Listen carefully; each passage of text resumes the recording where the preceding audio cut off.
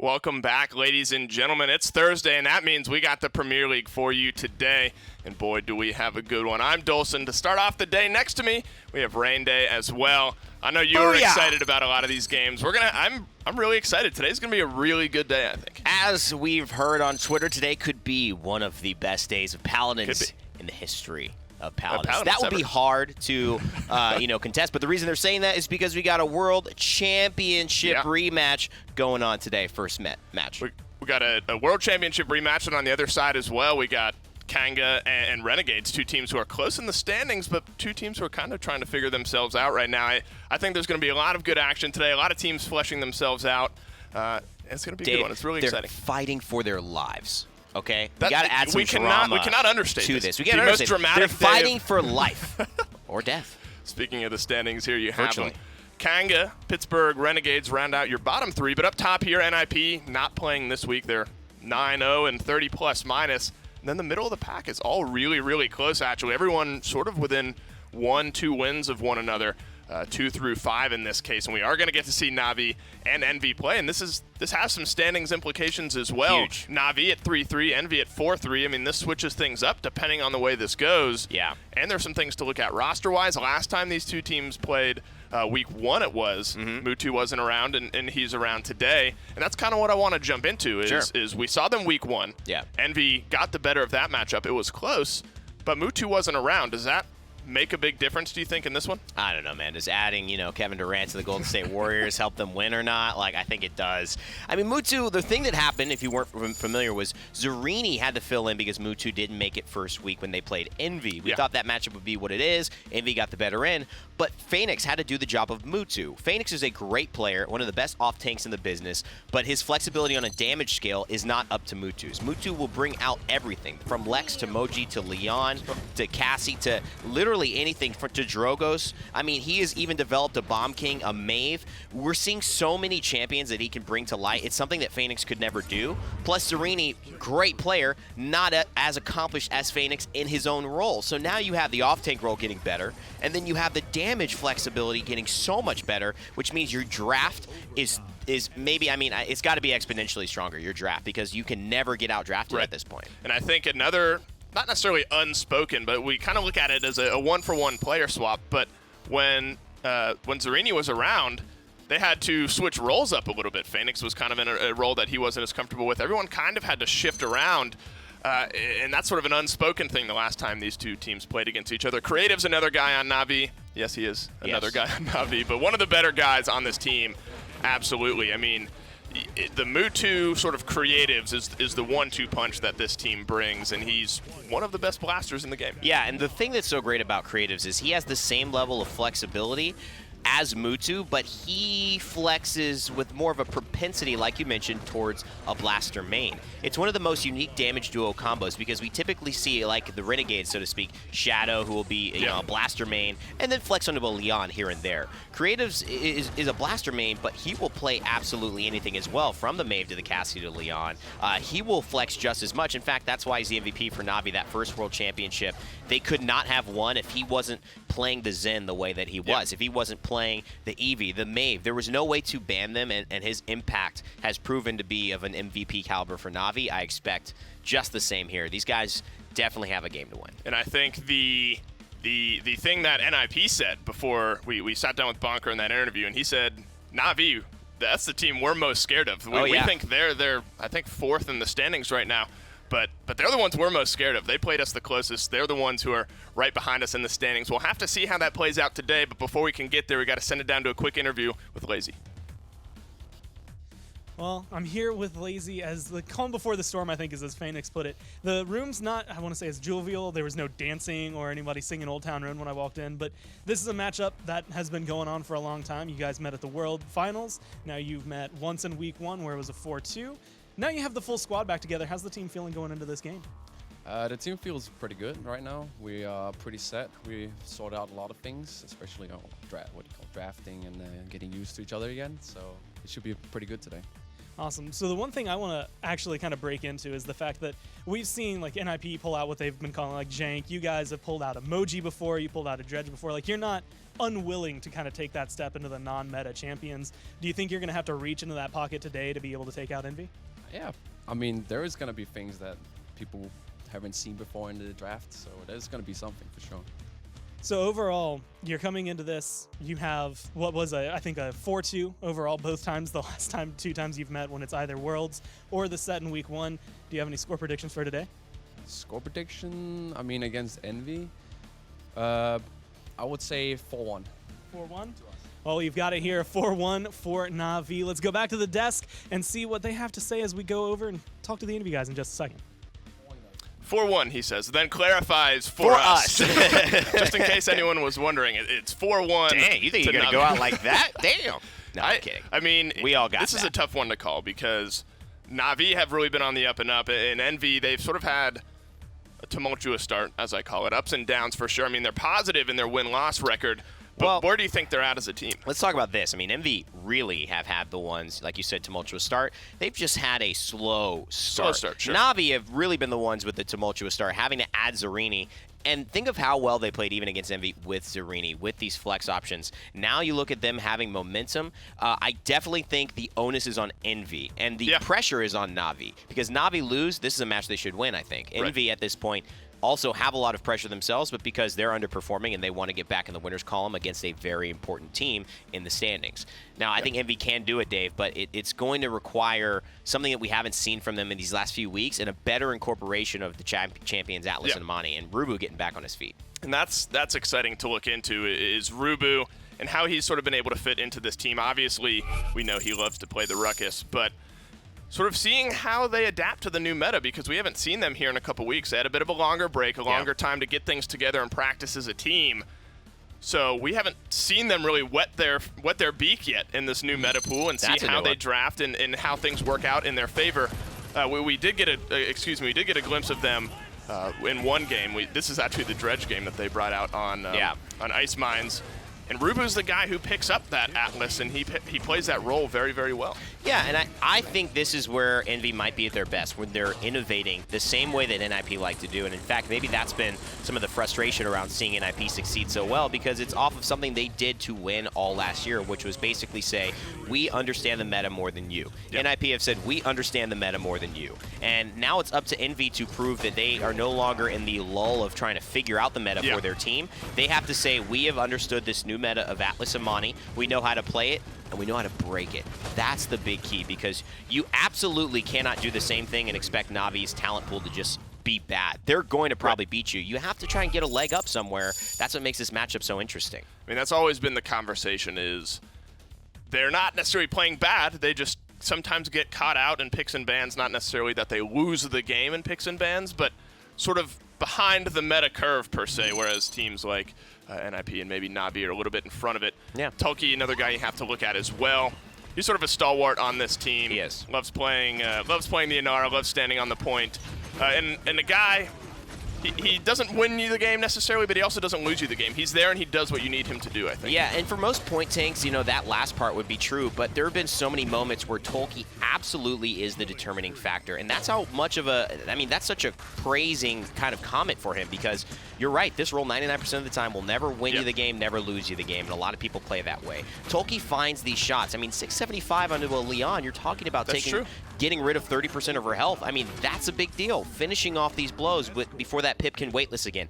All these things Tulki does almost better than any other stalwart frontline, and that's why there's always a chance for Envy to win. The problem is they've looked disjointed. They look like they haven't had an understanding of this meta quite yet, and that's what we'll all be looking at today. Who really gets it more, who's prepared more, and who's ready to take the win. Well, they've definitely had a little time off to try to gather things together and figure things out. Meta Pusher, their coach, he's kind of the guy who will be the driving force behind that. We have an interview with him standing by. All right, well, we're here with Meta Pusher, and I had asked them on the side of Na'Vi how they were feeling, and I'll phrase it to you the same way. Last 2 times you've gone up against each other, once in week 1 and then once at the world stage. You two have been able, or this team has been able to come out on top. You've stuck together through all of this. I think it was a 4-2 both times. So how are you feeling coming into today? We're feeling good, excited to play. You know, both of us have had this past week off, so it's interesting to see how our metas, develop. We were scrimming each other before, and then you take the week off, so it's interesting to see how each team progresses. I know actually before you guys left, I remember a couple of players saying they were going to fly home, like visit family, see what things were going. Was that like a nice refresher week for you guys to be able to come back in and get competitive? Yeah, Random actually went home for the week, got to see his cats, which was a big boost to his mentality. Yeah, absolutely. So coming into this, we've seen a lot of flex picks from like teams like NIP. We've seen like Moji a couple, like once I think, and Dredge a couple of times from Na'Vi. But for the most part, I feel like Envy has been a little more kind of tried and true. Do you think that there's going to be any kind of special picks that are going to determine this set, or is it just going to come down to mechanics? I don't think we're going to do anything crazy like Dredge, Moji, but you might see people on things that you don't expect. Well, I'm happy to hear it. I'm excited to watch it. Let's go ahead and get back to the desk and get the set started. I love the way these coaches, and Lazy in this case, kind of dance around the, are you going to throw something crazy? I mean, I guess a lot of the players could be watching on the opposite side, so it's like, yeah, we might bring something out, but we're not going to. You'll know it when you see it. I It's mean, kind of the way they open word the it. stream. You can't blame a guy. I know, that's true. Once they I know. listen to this, I said, actually, maybe, so don't answer that question next. Okay, because I don't want them to give that away. Right, you don't. It would suck for somebody to get It's kind of a, you'll know it if you see it sort of deal. Well, we also talked about this in sports. You don't really do the pre-game interview with Right. the player about to take the court. You usually get the halftime and the post-game, and pre-game you might talk to the coach. Yeah. So it's interesting to see when Lazy takes the mic. He can't spill the beans too early. He's always a guy. He's so Lazy funny is a in spill the interviews. beans No, guy. I was gonna say he's such a funny guy to talk to. Like any given time, he could be like, He's our Tom Holland right, of the Paladins. yeah, we're gonna play X, Y, and Z. Here are our Oh, map shoot. picks for the day. Oh wait, I can't say it. We are gonna head to Warder's Gate for map number 1, though. What does this tell you as far as strategy goes on a map like this? Aggressive play styles, passive play styles. I believe this is Navi's first pick. This is Navi's map pick. They're in the first pick position, and it would seem that they wouldn't be giving that up for any crazy reason. It's interesting to note that we will have Bright Marsh available, we'll have Splitstone available, we'll have Frozen, we'll have Ice Mines available. We won't see any Timber Mill, which has kind of been that's the one people don't want to play against right now. But talking about this Warder's Gate pick, it sparks something in me, Dave, because to me, these two teams, when playing their absolute best and absolute cohesion, they are an even matched squad. These two teams go back at it, and they could do whatever they need to. But the issue is, now in this set, you're trying to find your little advantages. And Warder's Gate is a newer map, and it lends itself to a couple things. Mid-range fighting capabilities. Sure. And what does that look like? It looks like Pip doing well. It looks like maybe an interesting pick. I mean, could we see something weird like Emoji right now?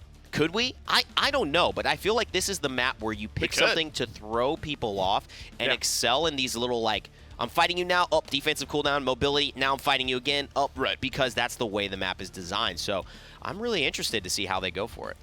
This is the map. I don't remember quite what week it was, but Spunky was playing Maldamba and had a huge Dread Serpent that went on to 4 members of the opposing team, and the post-game interview was like, oh, I don't remember hitting that at all. Oh, yeah, I won us the game, but did I hit one? I completely forgot. He's done it too much. Yeah, that's right. He's humble in victory, humble in defeat, which is what you want in a player. So, to me, 2 things to look out for on this set, Dave, as well.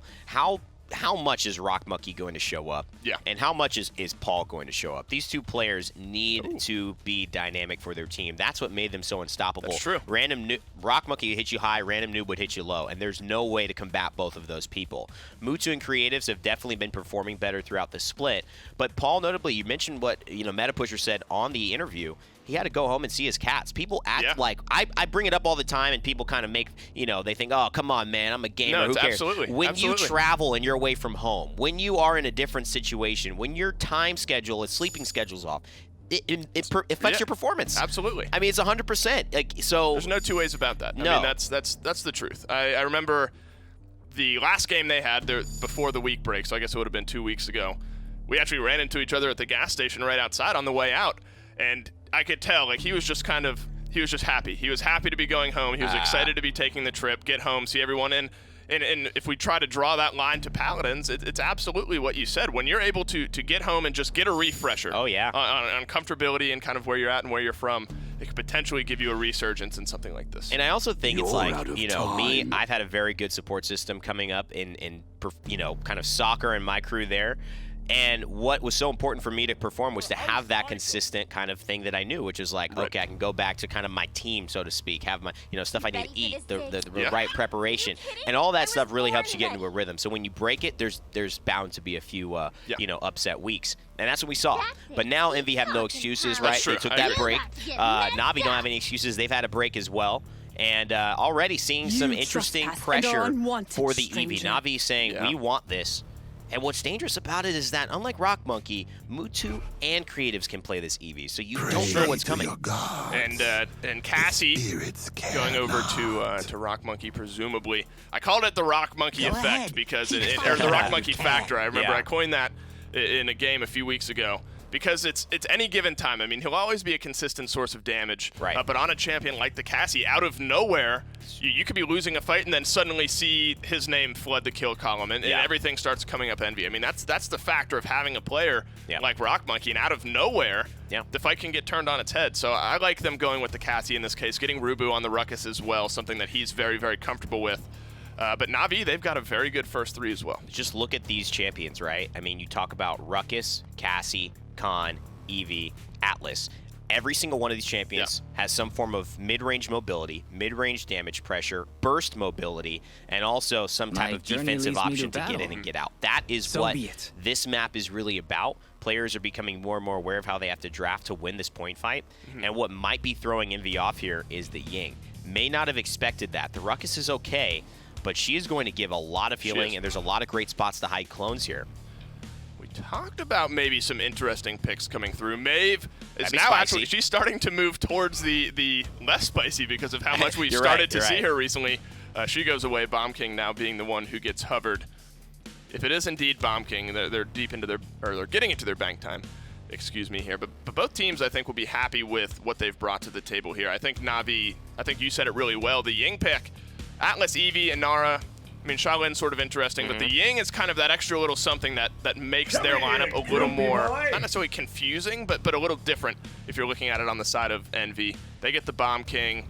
What do you see here from both teams? What I find interesting is the value of Shaolin and how Leon is available. And, history's told us that she's a more valuable pick when you can get her. Decent targets for it, but they find the Shaolin is going to be better at really one-hitting those shields, getting those emitters off, bursting the con shield. It'll be great. Well, I'm excited. We get rematch number 2 between the World Championship teams from last year. First one went Envy's way. Let's see how this one goes. Send it down to the casters. Thank you, gentlemen. Certainly a great story here brewing between Navi and Envy as it usually is. But like they mentioned, first one does go the way of Envy with the caveat, the asterisk of no Mutsu for Navi. Given the way things have gone over the course of this phase, where do you lean today? Honestly, well, I guess this is going to be a test. If my shirt is bad luck, the last time I was wearing orange and we had 2 orange teams go against each other, so someone had to lose. But this time, if Envy lose, I'm going to blame the shirt color. But honestly, based on play as of late, I'm leaning a little more towards Navi. And I think draft-wise, they're showcasing exactly what they need to be successful in this set, and that's the willingness to be able to say, we can ban Genos, grab a Ying, who, as we've seen, kind of functions very well in that support role. Furia hasn't been as hot in the Premier League, even though she's been picked up a little more. And I think that they are kind of opening the door to just try out whatever they need to. Initial impressions of these comps are Envy have, just outside of the support, 4 champions that can kind of like do everything on their own.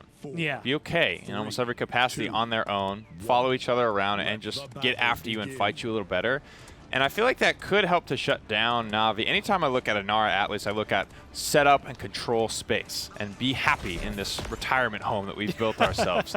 But if Team Envy are designed to just run you down and make you uncomfortable, I feel like there is definitely some disruption potential there. Navi always love to play the objective. Lazy straight to the point, 27% already captured.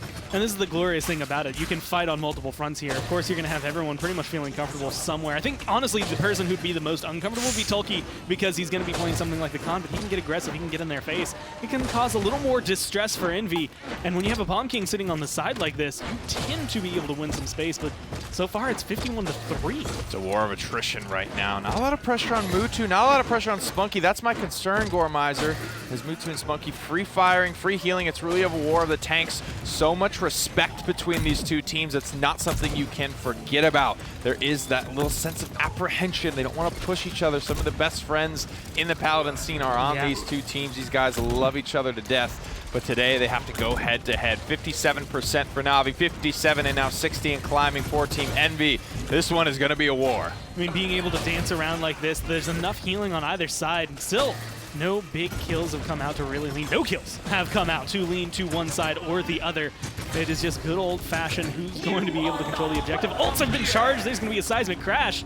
There's not going to be enough follow-up to really cause any distress, and this should be your first blood, but it's actually on Rubu. 2 minutes and 20 seconds in. Rubu and Phoenix squared off on the back line, but Mutu found the equalizing arrow. Lazy pops Earth and Guard, drops back to the ground. CC Immunity to thank for that.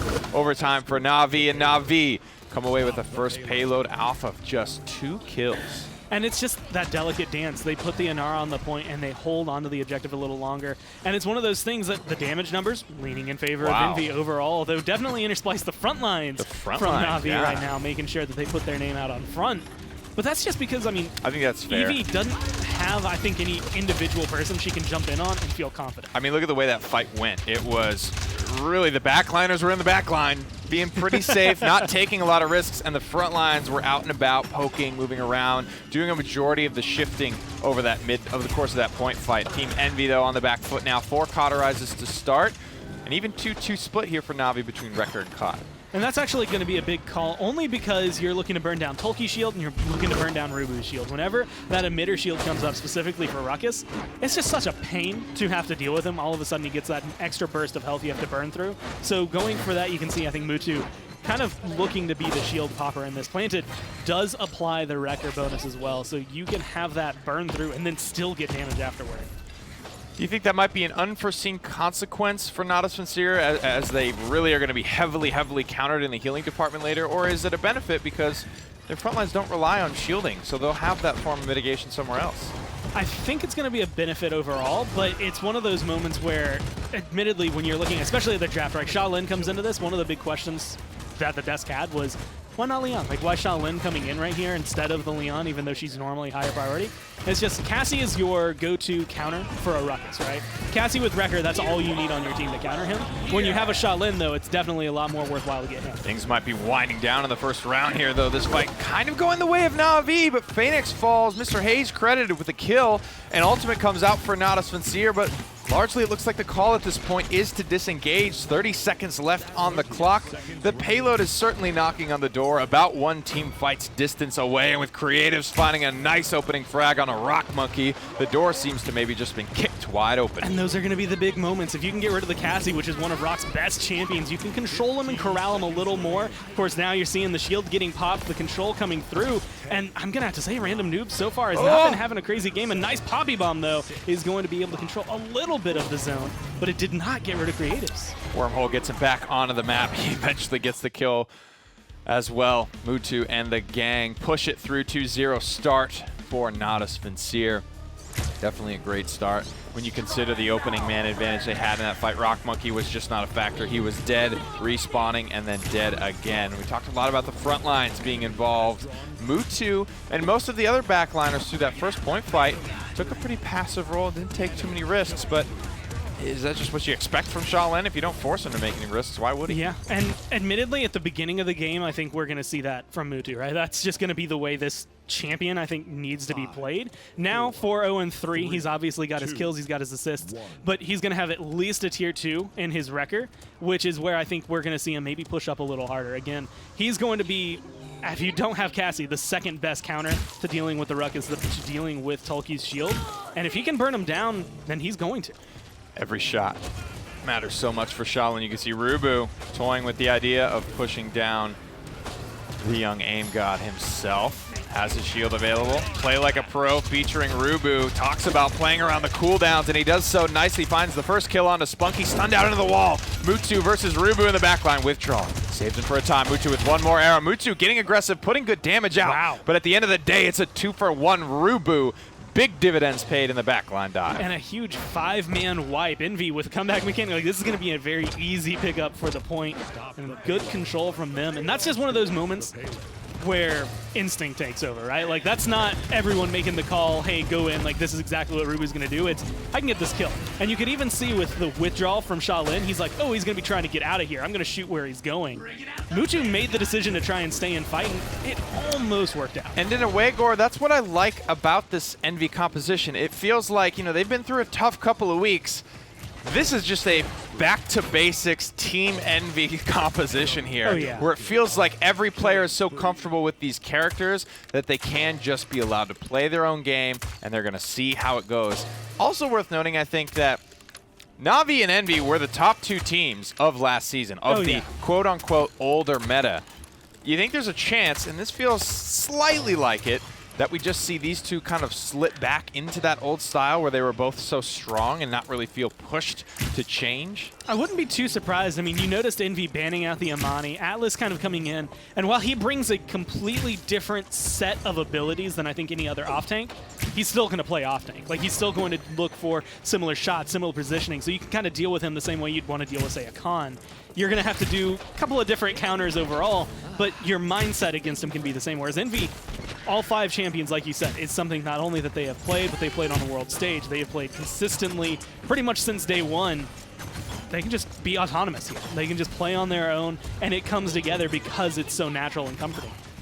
This is a fun match to watch. This feels like 2 sumo wrestlers just locked in, pushing each other, giving an inch, taking an inch, back and forth. It's starting to dawdle back towards the side of Team Envy. Mutu's getting aggressive, diving. Big stun there, and Mr. Hayes finishes the kill narrowly. Withdraws back into trouble. Regardless of the fact, it's still going to be a Team Envy very successful push there. They didn't win that fight hands down. And that's actually the thing I was looking at for the maps. This is Navi's map choice coming into Warder's Gate here, and normally, especially with some of the newer maps, this is the idea, especially with Warder's Gate. We're going to come in, we're going to get a 4. We're just going to get a map up really fast and then just have that advantage over you. And I think, you know, for Na'Vi, the idea is let's get to a 2-0, get to a 3-0, and just make Envy uncomfortable in that scenario more than anything. The fact that Envy comes out and matches them on this map after the second round kind of keeps things locked out. I think that's a great point. You know, Envy have been in that tailspin these past couple of weeks. They haven't played games in a while. If they come off this long break and we 4-0 them, I feel like that would crush this Team Envy spirit, but that's not what they came here to do today. Comfortable characters, a comfortable situation, an electric team fight at the end of that round. It's all tied up 2-2 as we head north of 10 minutes here. Creatives, he is receiving the full attention of Rock Monkey at this point. Rock, not too aggressive, reading the wormhole. Nice ice block from Creatives. The most pure 1v1 we have seen this season. I love it. It's so rare. I can't stress this enough how rare that is to get just that vacuum 1v1 like that. Very cool to see that. Well, now the rest of Na'Vi has to be worried because even though they were able to get 2 kills in the fight, Rock Monkey, after getting that, gets to rotate right back into the objective fight. And it's 60-3. But that's exactly how that first point started as well. Na'Vi were able to close it out, but that doesn't really mean anything. That's what they do, man. Na'Vi just play the objective. Mutu gets exploded there. Rubu very happy to take that 1v1 again. Rock Monkey, Toki all throwing their name into the kill feed as well. And Rock Monkey, not a player who has a lot of ego. People say it because it's funny, because he has none. Sprays after that 1v1 with Creatives. Again, that's how I think important that was. Like, that was such a pure, just Paladins mechanical moment that even Rock Monkey felt that. Like, that was me versus him, and I won. Thank you very much. I'll be on my way. Hit him with the tag. And they get the point on top of that. And that's just the control. Like, they win that second fight. They rotate in. The 60-70% Na'Vi gets up. Doesn't mean anything to them. Yeah, take a couple spills right here. But you can relax for a second. You're finally up. And that's actually the other point. Like, Na'Vi are in that position where they're like, let's 4-0 this map. Let's get up 1. Maybe win their map. Like, try to find ourselves ahead to make Envy feel uncomfortable. But what happens when Envy, who, you know, go home last week, they take a little bit of a break, and they come in this week and they just decimate? I think this is a good moment, too, to talk about the way Na'Vi play and the way Envy are playing right now. You see a lot of teams do this, experienced teams that feel comfortable, like Na'Vi. You can't just play the objective. You know what I mean? You can just sit there, and if the other team doesn't win the fight fast enough, they will just lose. And a lot of times, Gore, that happens. That's what happened in the first round. That's not what happened here. Envy are good enough to pick an aggressive fight you type of composition, and they will take that fight, and they will win that fight fast enough for it to matter, for your passive play on an objective to come back to haunt you a little bit. That's personally what I feel happened on this round. Well, I'm looking at this maybe more under a magnifying glass, because one of the questions you asked earlier is whether or not these teams are going to like maybe regress into like the old meta, or if they're going to try to pull in like the Amani, the Atlas, and try to adapt to what is new, what is fresh, what has been played these last couple weeks.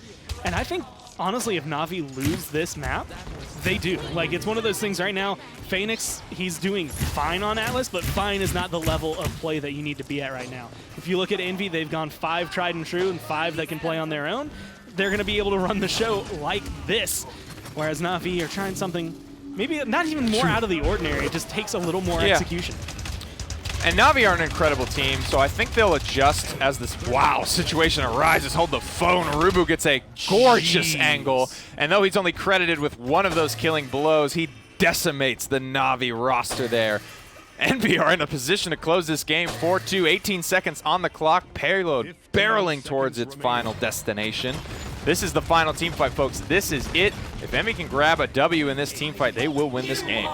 Dread Serpent is going to be coming up, which can buy a little bit of room. So look at Mr. Hayes to either be a high priority for Na'Vi or someone who can make the play right here. As it goes into overtime, Lazy is going to be boxing it out. And this is a very dangerous position, especially with a Hexafire finding kill. Oh, there's 1 for 1 so far. Creatives blasting down on Rubu. He wants to alleviate the pressure from this objective. The payload is knocking on death's door for Na'Vi. They have to slow this down at any cost. These frontliners are big, bad, and healthy. Mr. Hayes keeping everyone on their feet. The black and blue look like they might be able to take Na'Vi down here. Phoenix hits a quick setback on the random noob, charging up his chrono cannon, trying to get this kill. It's going to be close. He's forced to rewind, but he's not able to claim any killing blows. And Overpower came through, got rid of Lazy. Phoenix dies, Spunky dies, and Envy invest everything, and they walk out on top. Oh, these boys back, Gormizer.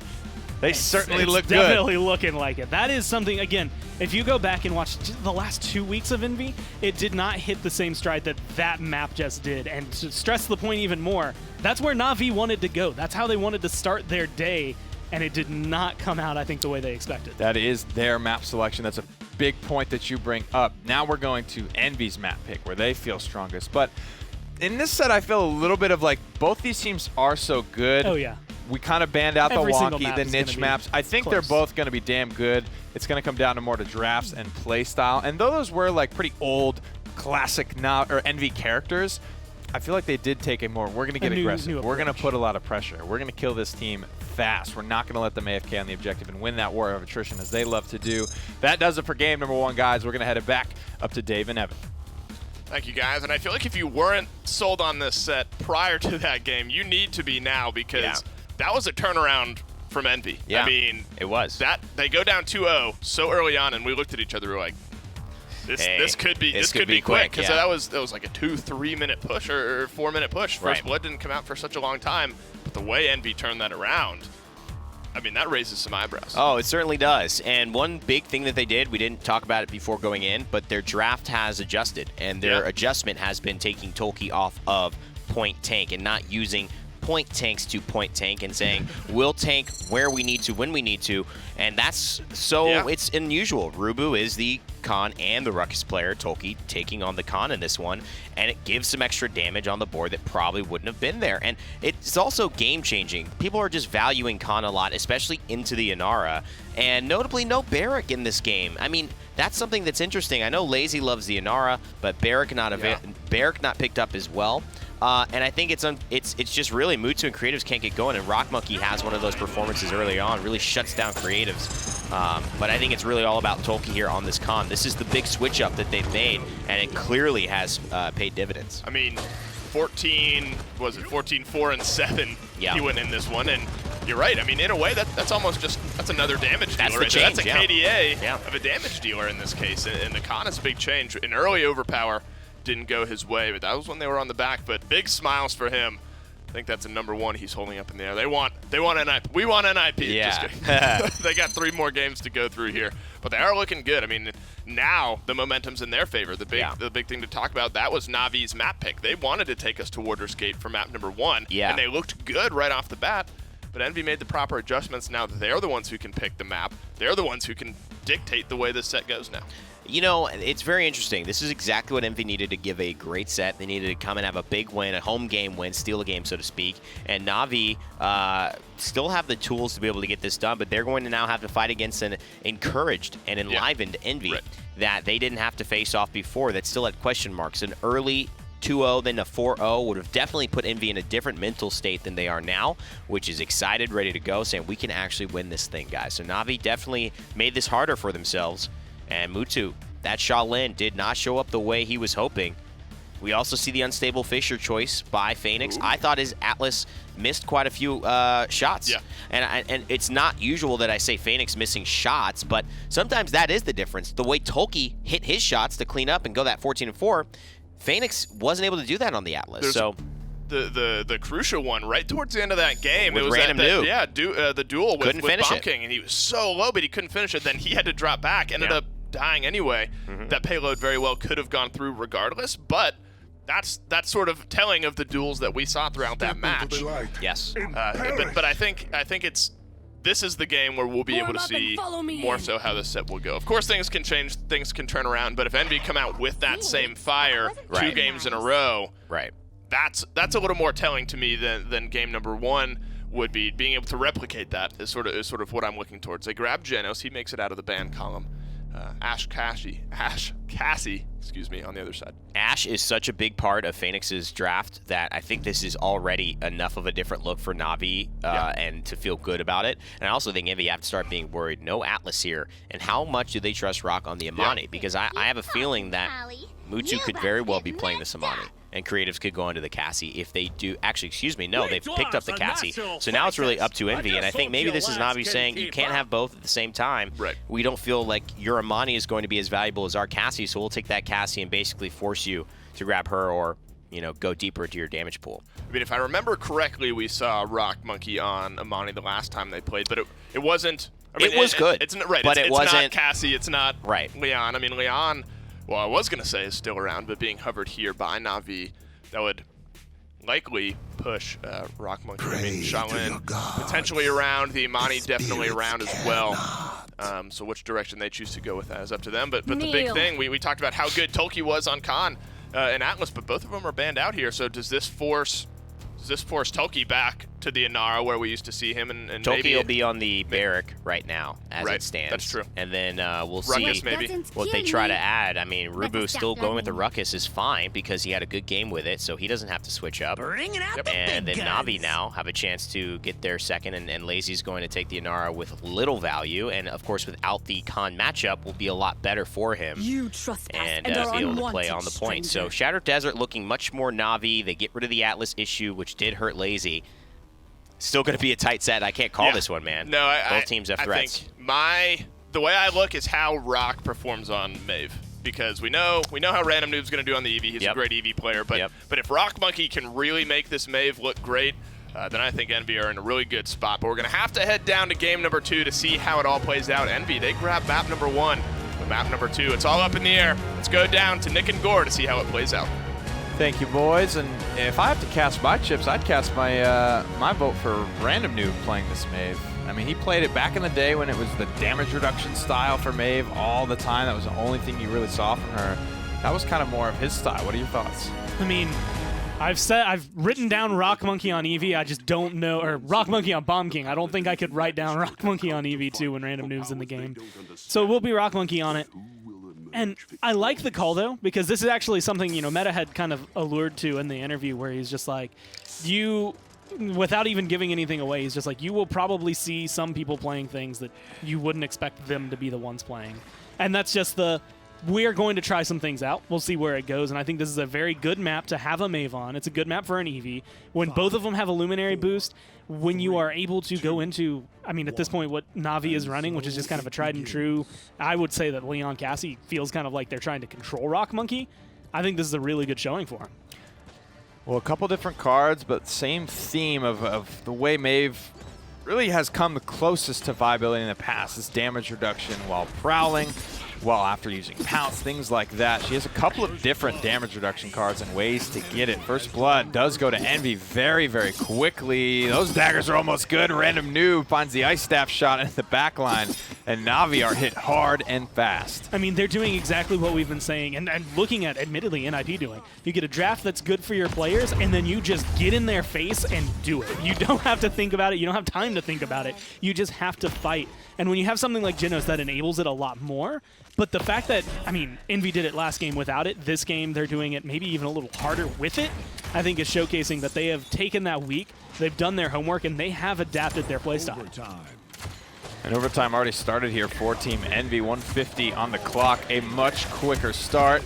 Maybe it's just Shattered Desert, baby. Random Noob continues to pop off on the Eevee. That's his third kill, I think, at this point. Void Grip looks like it kills Mutu in the back. The damage is very minimal from that ability, but it's still enough at the end of the day. Phoenix falls on the objective. 99, now 100. Team Envy get the go-ahead capture and map 2. I mean, these are two of the maps that, for a long time, these last few weeks have been banned away. They have been not played by a majority of the teams because it has been out there. I think Kanga is one of the teams that showcase Warder's Gate at a very high level. We've seen the Knights play this map, Shattered Desert, at a very high level. So being able to take those away for a lot of those sets has been prominent for a lot of these teams. But now you are bringing them out in the first two. You have maps like Frog Isle banned away. Like, Bright Marsh has been very good between these two teams. That's where I think we'll see a return to normalcy. But like with this, this is just Envy playing Envy.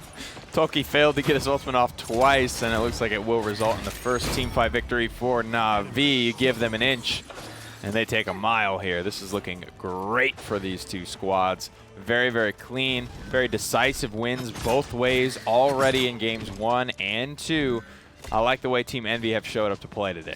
And you still have a minute and a half to play with right here. That's like the glorious thing about this map. And like 3 avenues to be able to walk to the payload. Unfortunately, this last little bit of the push, you come out to the most open area. It's kind of both-sided. You're going to have Na'Vi being able to come out and almost immediately be in the fight, but at the same time, you, on Envy, can just see their spawn doors. You know where they're trying to poke from. There it is, big poke damage. Speaking of, coming out onto Lazy, he's below probably 10% HP. Pops Earthen Guard to try and get him just a little bit deeper, but at the end of the day, he will still fall. 2 kills onto the Na'Vi front line. Team Envy barreling towards conversion.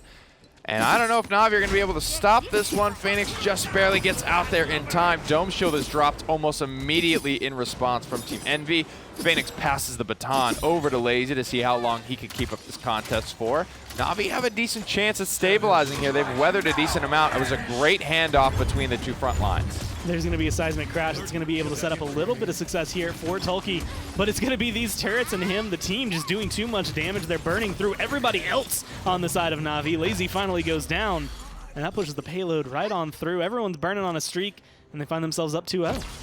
Maybe it's their front line does a bit more damage. Maybe it's their back liners putting on more pressure, but Na'Vi started that fight on the back foot, and I don't think Envy ever let off their throat. That was a pretty decent go at it. They didn't use a ton of ultimates either. And they have a pretty nice suite of them. I would love to see some more Ice Storm into Through Time and Spaces, though. Those are 2 ultimates that on their own doesn't feel like, you know, they can be a little wishy-washy in terms of what type of value they're getting, but I think together you can almost guarantee you're finding a pick onto somebody. They both feel like 3/4 of an ult, right? Like, you're not going to get quite the same utility as you get out of some of the others, but then you put them together and it really is getting like 1.5 of an ult. You're getting so much in one. It's a slow and a bunch of damage into an area. And you can see no Ice Storm available, no Through Time and Space available. So they might have to wait a little bit on that. But Midnight has been a very big talking point because Maeve has kind of escalated in where she's been this season. And it's just taking free vision away from Na'Vi makes it so maybe you can win a fight a lot easier. That big blue ring you just saw around Inara, that is the Midnight's effect. So that when Rock Monkey pops that, everyone in red on your screen is going to have that sort of blue ring around them. That just indicates Midnight is currently active, and that is the level of vision that they've got. They cannot see past the dotted line. Rubu finds the first kill on a Lazy. He's found himself a nice little perch and 6 guns to fire from it. Look at this flank. He finds both a low HP Mutu and a low HP Spunky, but he's low himself. Rubu just barely squeaks out of that one alive. 600 HP at the start of it. Phoenix very healthy. He's chasing Mr. Hayes down off the objective. He'll get his kill. His ultimate expires. His shield is up. He's fighting tooth and nail to try and stay alive here. But Rubu doesn't look interested in letting that happen. I think overall this is just showcasing not only how willing Na'Vi are to get aggressive, but how well Envy know this map to be able to punish them for it. They're coming up in areas that I don't think Na'Vi was quite prepared for. I mean, Hexa-firing from an elevated point on the map, going into a fight with Mutu. Again, that one comes down to just player on player, like Rubu trusting himself to be able to get the kill. But it is still going to be comeback mechanic enabled here for Na'Vi, and they're going to be matching and passing that 72% at 89 now. They've stabilized. Lazy's on the objective. Creatives free fire, or random noobs free firing onto Creatives. Doesn't miss a shot. Rock Monkey throws his name into the kill feed as well. Tolki finds a home for a couple of his shots. And that leaves just 2 left alive for Na'Vi. Close, but no cigar. 93% will not count. They will not pass go. They will not collect $200. As it is Envy back on the offense with a chance to 4-0 and claim the first 2 games. Claim the almost a victory sweep here in the second game and have a chance to really put Na'Vi on their toes for the games to come. I mean, finding a 4-0 here after, essentially, if you want to cut this down, Na'Vi win 2 points at the very beginning of the first map and then lose 4 in a row. Then if they lose 4 in a row here, that's 8 points in a row that they haven't been able to control. That means a lot. That is a good Dread Serpent for self-peel, but not enough to be able to get the kill just yet. Finally, they lock it down.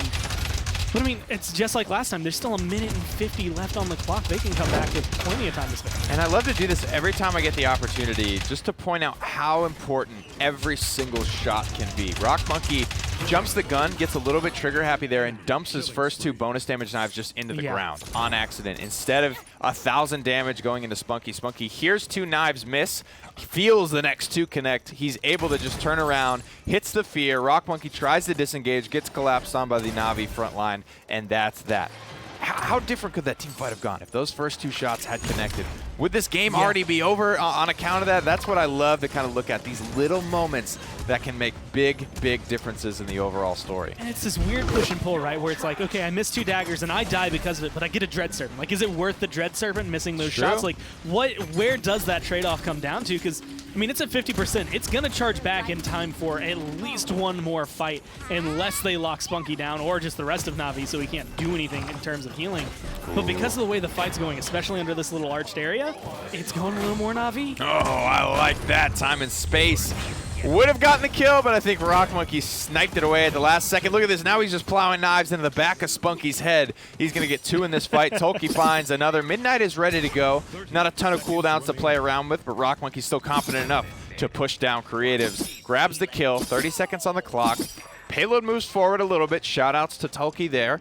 And Envy set themselves up for a nice, perhaps final team fight to put Na'Vi down in game 2. Going to be 14 seconds left before overtime. They're going to try to close it out beforehand, rotation. but it's going to be good contesting right now. 300 health. Rock Monkey going down makes a big difference just because now the damage is going to be in favor of Na'Vi. No respawn proximity for Envy makes this fight a lot more difficult. Again, Gore, I'm not saying it's all make or break or it's all his fault. Misses 1 critical shot there. Phoenix lives. He dies. Na'Vi go on to win this team fight. And we just happen to, I'm telling you, these little moments, they happen 100 times a fight. Little things here or there that could have been better or could have been worse. We just happen to be watching Rock Monkey when he misses a couple of shots at a couple of critical moments. I'm sure Na'Vi have missed a few. I'm sure Envy have missed a few. And I'm sure both teams have hit a few that have changed the game. But you got to pay attention to these little things that could have gone differently. Well, and admittedly, like if you're watching NIP, well, I'd say versus anyone right now, right? They miss a couple shots in a fight, and yeah, they're going to. Everybody does. You cannot hit every single shot. But you miss a few. For them, it doesn't change the course of the game. They're still successful afterward. When you're at this level between Envy and Na'Vi, where it has been so incredibly close between them for ages at this point, those shots are always going to make the difference. And that's the level of the team where it's just like, you didn't misuse an ability, you didn't accidentally hit your ult and use it somewhere. It's, I missed 1 shot, and that gave him the edge. Ooh, big heals coming out here on the Creatives. Spunky is very concerned about the life of his Cassie right now, but he's unable to save it regardless. This is one of those moments. This is a lot invested to keep Creatives alive, and it's not paying off. Rubu manages to assassinate 2 in the back line. Mutu can't decide where he wants his Enlightenment to go. It's not going to get a kill either way. Tolki takes it on the chin and continues capturing dutifully. is going to be able to get that bowling ball shield. And again, that's just to get him to 2,100 health to dance around with before healing up. And all that healing you just saw out of combat and those turrets, dancing around those is just going to keep him going a little longer. And that's why it's important for Na'Vi to maybe control him. Also why it's important in this map, having those statues. Keeping those turrets alive means it's harder to burn down Bear. 87% to 39. Comeback mechanic enabled for Natus Vincere. Ultimate's continuing to fly. 1-for-1 exchange, 2-for-1 exchange in favor of Na'Vi. Evened up at 2 apiece. Back and forth. Everyone is dying. 2v2. It's Mr. Hayes and Rubu versus Lazy and Spunky. A support and a front line versus a support and a front line. 99 hit by Envy. Overtime started, but this fight is not over yet. And I like the call. Rubu backs off a little bit. It's 99%. They have to stay on the point. We know where they're going to be. We can control Lazy from this objective, but you got to play it fast because comeback mechanic is working. You got to get in there, and unfortunately, they lose Mr. Hayes. Look at this. Everyone moving so fast, flying around. 2 for 2. This is such a high-octane match. 3 HP when the Midnight is popped. Big decisions to make for Rock Monkey. Do I risk it? Do I go all in for the quadra kill? And he does. Rock Monkey. Big moments missed, big moments hit. He seals the game, and Envy will lead 2-0. That's the one thing. I think at one point we've called it the Rock Monkey effect at this point because it is very much when he needs to hit the shots, he is on point. He gets through the eyebrows, starts staring at that screen. He's locked in. And once you see that, I want to say very akin to you roll back a year, 2 years, where we saw Mutu, right? Mutu was known as a robot because just when it needed to be on, it was on. Right now, though, Na'Vi are down by a pretty significant chunk. And I love the chance to get to high, because I didn't want to make it seem like I was harping on Rock Monkey and those 2 shots like he was throwing the game or anything, but it's just those little moments, and we got to see a great little redemption story there for Rock Monkey, even, of course, the cross of that game. That was an amazing one to watch. Up 2-0. Let's get it back to the desk. Thank you, guys. The Rock Monkey effect, ladies and gentlemen. I told you to look out for it, and it came out in this one. A quadra kill to seal it. Some rough moments throughout the game, but really coming big when it mattered most. Yeah. What are some takeaways you have from that one, Evan? So many, Dave, and I'm going to go through them in order. 1, this team's heartbeat is Rock Monkey. They need him to do this. This is what he's always done. He's always had a 4 to 1 kill death ratio for this team, and that's what's put them in this position. Random Noob always does well in these blasters. He had a great performance today. Tolki's solid and gives you more than you expect, and Rubu has the aggression that allows him to get those killing blows that just are missing on the side of Na'Vi, and it's so odd because Phoenix is usually that guy. He's the guy we look to. Almost, good friends with Rubu, but we almost look at Phoenix as kind of leading the pack in that regard. And nothing to take away from our HRX MVP and Rubu. It's just that Phoenix feels like he's underperforming. Lazy feels like he's lost out at sea on Inara and doesn't have a lifeboat. And what's amazing is that all of that is just allowing Rock Monkey to be unpunished, get away with 3 health, and get these quadra kills to finish off the game. Props to him, though, for hitting the daggers. Do you think that some of, I'll call it maybe a regression in this matchup. Do you think Lazy's having a harder time in this because now we've seen Toki feel free to get a little more aggressive in some of these games? What is happening is that their front lines, yes, are building space for their back line. That is the role of the front line in Paladins. I mean, if you really get down to it and you talk to them, they'll say it's to create space for your damage dealers to play out, to help get kills. And what Rock Monkey, the audacity, 3 health still to his name. It was pretty clear they were going to finish that one off anyways. He had 2 other teammates. But yes, it is their job, and it is part of the reason why. It's all connected. But the other aspect is the draft don't feel comfortable for Na'Vi. Mutu has not been put in a position of really being able to take over the game, and neither has Creatives. I mean, his EV was subpar. Random Noob's EV was better than his today so far. And so what can you go to? That's the real question. I think pacing is what Envy have excellently brought to this set. Na'Vi need to match it or they are in trouble. Well, that's kind of been the story of the PPL so far, is pacing. The aggressive, the fast pace, the in-your-face play style is really thriving right now. And Envy have brought that up to this point. 2-0. I said Game 2 is sort of my temperature gauge, my thermometer in this set to see, was Envy flash in the pan in Game 1? I mean, they rolled over Na'Vi 4 straight points on Warder's Gate. Yeah. And then rolled over them. I mean, I don't want to mince words here. I mean, they rolled over Na'Vi, saved 1 defensive stand in that second which barely happened. Right. So now, without a doubt, I can say Envy are hot today. Yeah. They're playing fast. They're playing well. And Na'Vi, they need to figure out a way to answer some of that pressure they're getting. First pick is really valuable in these competitions. Unlike if you look at our console league lately, where you'll see a first pick Saris come through, these first picks actually impact the game at a high level. And so when you see Na'Vi in this power spot, they have the Atlas, and somebody doesn't have Khan. Vice versa, where the Khan might be on the table, or the Atlas is there, or you have to ban two because you don't want them to have either of those, and you have to give up the Genos. In this position, Na'Vi now have a threat, although I'm a little worried because Phoenix was a little off on the, and maybe that's just the theme for Na'Vi today. They're just kind of trying to get their pacing back.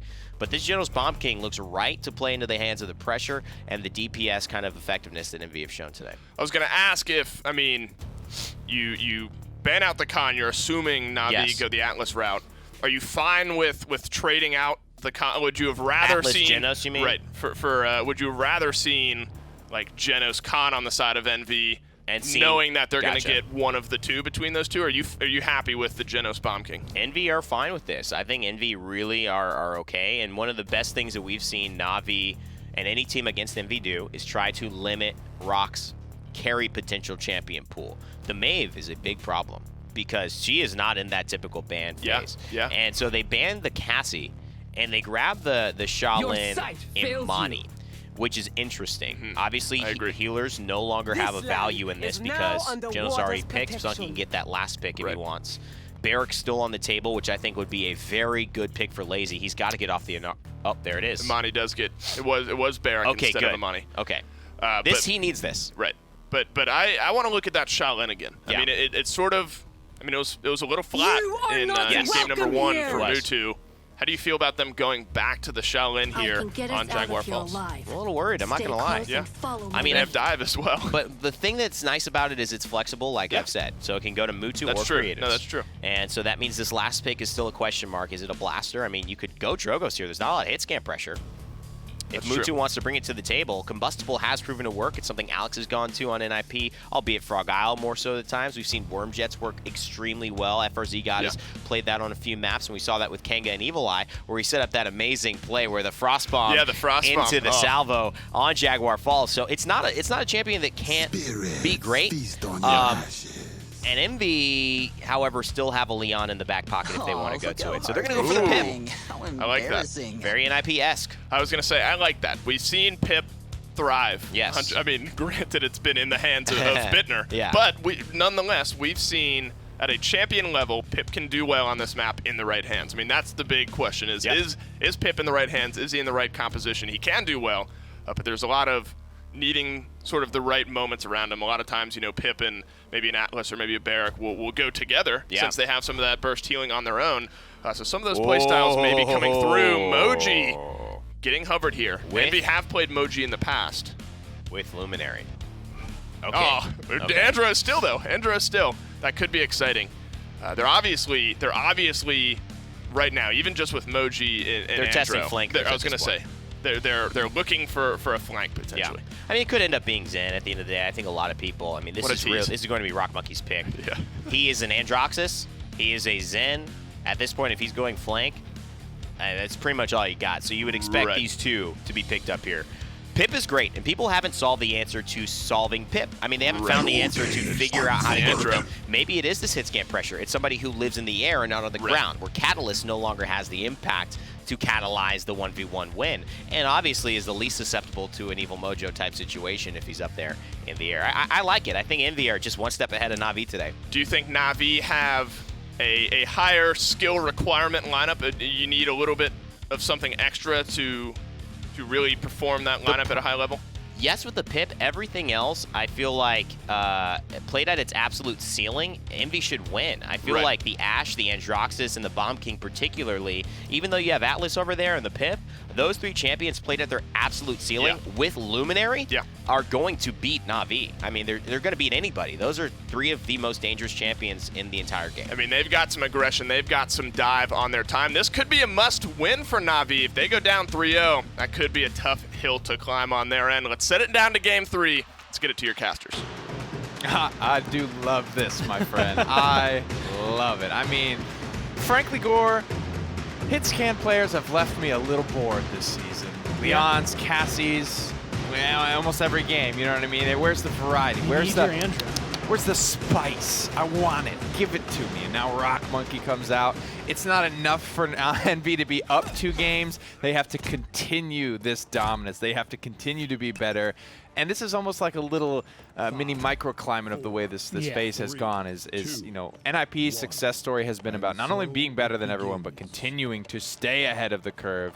Envy are in front. They are in the lead in this set, and they are going to continue to do new things to stay that way. And I think Na'Vi Mutu right here, actually, his loadout, showcasing something that I think is going to be very important. Its escape art is 5. That's not something you typically see on a Pip, and it's for moments like this. Look how little damage he's taking. 30% damage reduction for an Ashe means, yeah, you're going to be able to escape that fight and pretty much be nowhere. Having Moxie on top of that means that in a 1v1 with Andro, if you absolutely have to, you can jump out using Weightless, heal up, come back into the fight.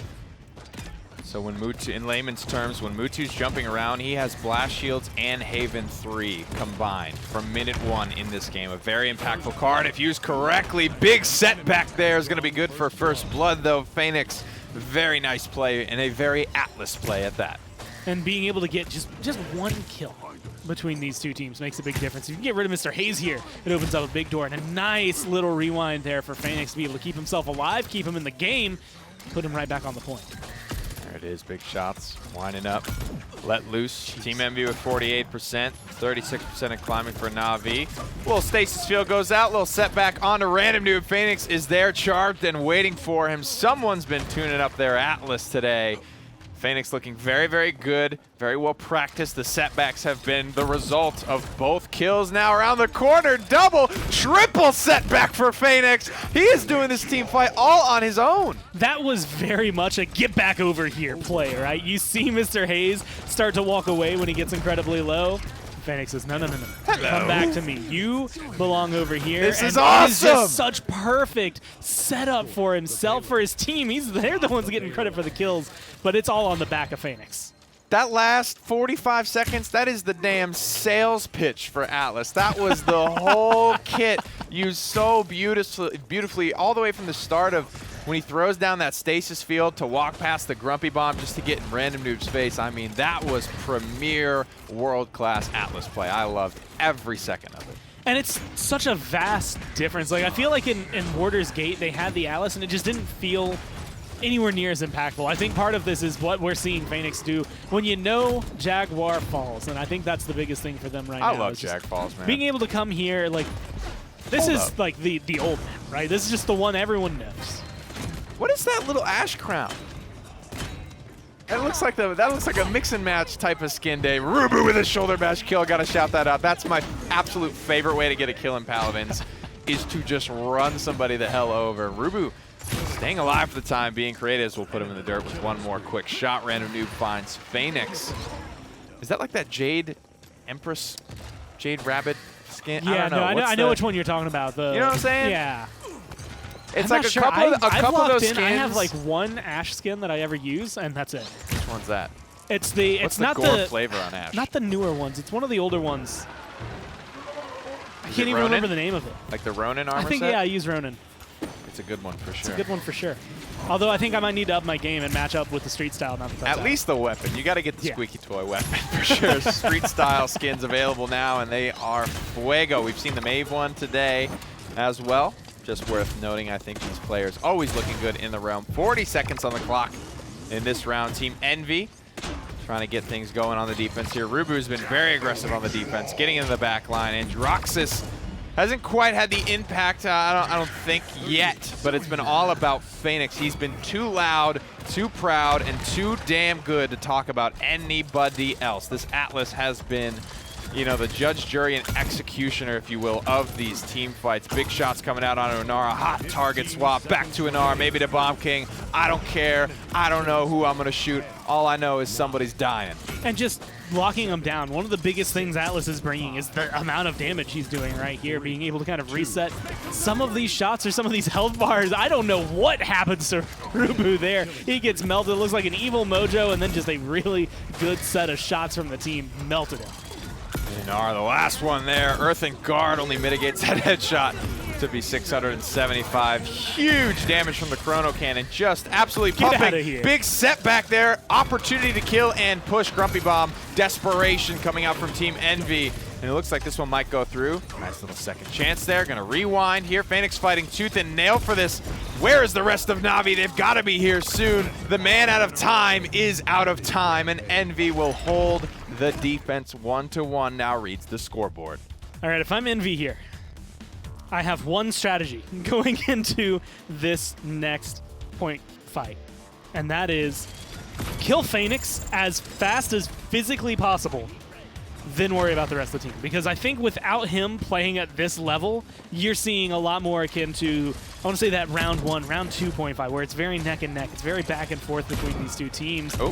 Whereas if he comes in playing like last round, this is going to be over incredibly fast. Envy were lucky for the defense with the way he was playing.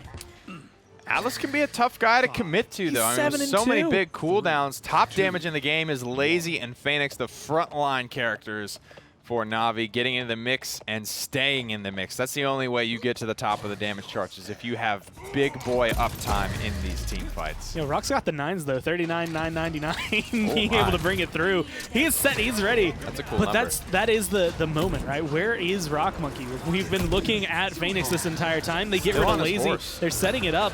You need this Androxus to come through and change the game. He just got off of his horse. Rock in and out, dashing around. It's Mutu versus his favorite character, where the flick happened. Oh my goodness, the book's being rewritten now. Patience paying off for Rock Monkey. 2 in the back line. Exiles are good onto all 3 targets, but they will not result in any kills. No potential turnaround there. Phoenix making the right moves, but his team is just dead around him.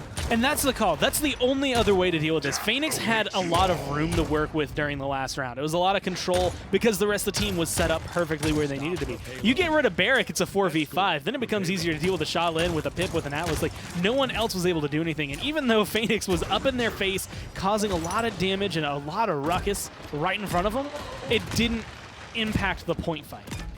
I like that call there. That's a very communication play. You see the way Lazy just dives, right? Like, he has there's really no way he could have an idea that Bomb King's low behind that corner. That's just a nice call from Mutu and a nice follow-up from Kevin to make sure that it happens there. That's the type of stuff, though. When somebody gets a little bit of value, you have to transfer that asset to a teammate, and hopefully they can cash in on it. Na'Vi, a very, very solid start to this defense. Envy are not running away with this.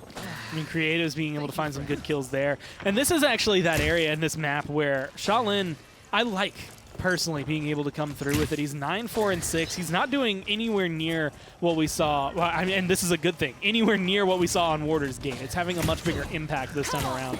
And that can change the pace of the game. Just one game on a champion and not being afraid to go back to it, or one bad game on a champion and not being afraid to go back to it, makes a difference. That's super, super important as well. Tough start here for Random Noob. 2 and 9 on the Bomb King, and this is a character and a statement I will stand by. I think this is Bomb King's best map. He is a beast here, and with the Luminary buff, it's still a little bit interesting, and maybe just speaking to how clean Na'Vi had played the first round. And I'd also argue, admittedly, of all the champions on this map that you're probably going to have the most experience at this point, it should be Bomb King. Like, you should know how to deal with him a little more. Yeah. And I think that's what they're showcasing here, right? I think it's not necessarily Random Noob having a terrible game, although I will say 2 and 9, there's a certain point where it starts to fall into whatever scenario he's putting himself in. It is not the right one. But Na'Vi know what to expect. They can lock him down. Rock, that's like probably, I know it's Barrack, but that's like 6 headshots in a row straight up onto that Barrack. Big Fear onto the high ground. Rock falls off the bridge, 1 for 1 here, gets his dash reset. Every time he hits that reversal, of course, most Andro players running the ability to get their mobility back. Ultimate comes out here. Andro Ultimate, in my opinion, is perfectly middle of the road or worse, depending on what you can do with it, and that's why you see, it's really all on you to find some value for that very heavy skill shot ultimate. Rock can't hit any of those. Mutu, big damage here, 7 seconds on the clock. Gormizer, which way will it crumble? Well, an Evil Mojo's ready, but there's just low health bars all Nice around for Envy. rewind. This looks like it should be a 2-2 unless something goes drastically wrong. And Mutu, almost bit off more than he could chew. And he does end up falling down, but it's a trade that he's worthwhile taking. Great stuff there, 2-2 on the scoreboard at the momento. Tough to say who had immediate control of that round. I think Na'Vi played incredible in the first one. Na'Vi definitely, or Envy not out of this by any stretch of the imagination. It was only because of that electric play, I feel like, you start to see those slash lines, and we sort of touched on that, right? 2 and 9, sure, but it's the boys of Na'Vi that are just popping off right now. I couldn't tell you a single glaring mistake that Random Noob made. He just kept getting bested by Phoenix's Atlas. 1v1s are tough when you can reset your health pool. Let's actually take a look at this Atlas loadout, because I've noticed it started to change a little bit. At least Phoenix is running a lot of health, self-sustain, still with some of that move speed for the team fight, but overall, he's just looking to brawl, I think. Yeah, I mean, at this point, it's I love that skin, too. a little bit of bouncing back and forth, I would say, between what we've seen in the past. Come on back now. No focus on Come on back the now. veil. And this is something I was going to mention. You look at Random Noob 3 and 11. Rock Monkey was 8 and 8 coming into this. Now it's going to be 3 and 12 and 8 and 9. They're really good slash lines on Na'Vi. With all of that, it's 2-2, right? They still aren't pulling ahead, I think, the way that you would really expect to see in this scenario. But this is such a handed point fight in their favor. This is scary. That you're having to, I mean, shift the dynamic as Envy. This is already looking like you're going to be forced onto a defense. That was, what, 12 and 5 for Phoenix? I think 11 and 5 for Creatives. I think I saw 11 and 5 for Mutu as well. Na'Vi are just looking damn near undefeatable here on Jaguar Falls. Ultimates flying from Team Envy. They pop everything in the damn barnyard to get this one back in their favor, and it's still not convincingly going their way. 1 for 1 at the start of this engagement, 2 for 1 now as Random Noob finally takes down Phoenix. King Bomb's up, King Bombs comes through, Random Noob opens the door again, at least for them to come back, but it's 99 to 54. They're going to need to stagger this barrack out a little further, which they're going to be able to do right there. And that actually might do it for them if they can get a good zone going here, but it's never enough to guarantee they're going to need something big. You know how I would summarize that play from Random Noob? I can finally breathe again. Like, the second Phoenix dies and gets out of his face, it feels like Random Noob can finally do stuff. Like, he's been so silenced this game because Phoenix has just had his foot on his throat. The second Phoenix is off the battlefield, we see good old Paulie come back out to play. I mean, it's been forever.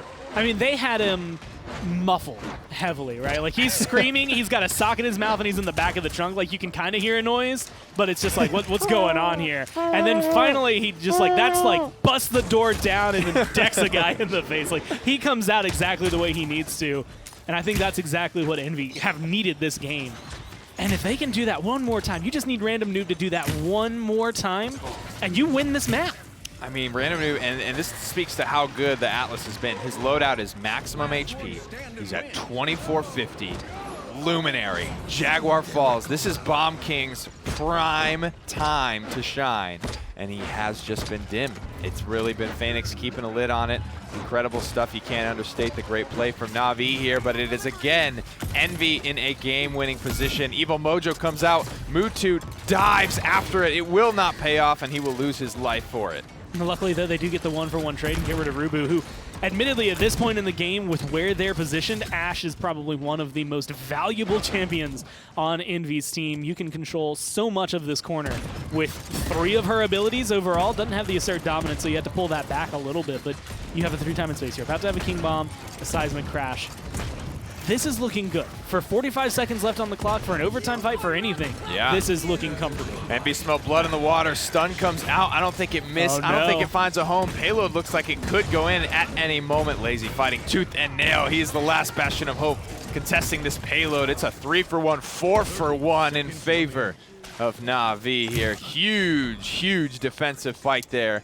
Envy threw a lot of stuff at them, but Na'Vi put the gloves up and managed to shrug off that aggression. I mean, that was 3 ults that came through. I didn't see anyone get stunned. There might have been one person in the back line that got stunned by the Seismic Crash. I don't know. But I also know I didn't see anybody get hit by the 3-time in space. They went for the combo, and it didn't work out. Now you have a King Bomb, but you have to question it. Do you want to commit it? Is it going to be worthwhile? And can it make the difference? Is it the playmaker you need? They go for it. But, yeah. And it's how fitting is it that we just flop right to Lazy after one of the most meh Bomb King ultimates we've seen all season. The Lazy ultimate, a relic of the past here for Kevin Jensen. He's locking it down on the objective. Shots on the rock are good. He's looking to take down the Sonara, but staying alive. Just an absolute consistency for Na'Vi on the objective is forced into the dome shield. Kevin not feeling too comfortable now. King Bomb rolls under the they're dome. going for it. Envy are not out of this one yet. Wall goes up. Phoenix comes out. The stasis field is trying to be there. Certain dominance comes through, and Na'Vi will just barely hold in the face of complete annihilation from Envy. Phoenix hits a rewind mid-air for Rubu. Like, if Rubu lands there, this game is over. And the fact that he stops him just at that moment is going to be huge for them to be able to control it. And again, it's just all zone. That one was incredible from it. And Envy, I mean, that looked for sure like a 4-2 slash line. Now they're going in 3-3, and they just used some big ults. They managed to maintain some of them thanks to the rewind. But I believe I saw an evil Mojo come down at the very end. Na'Vi might not have all the bullets in the clip they need.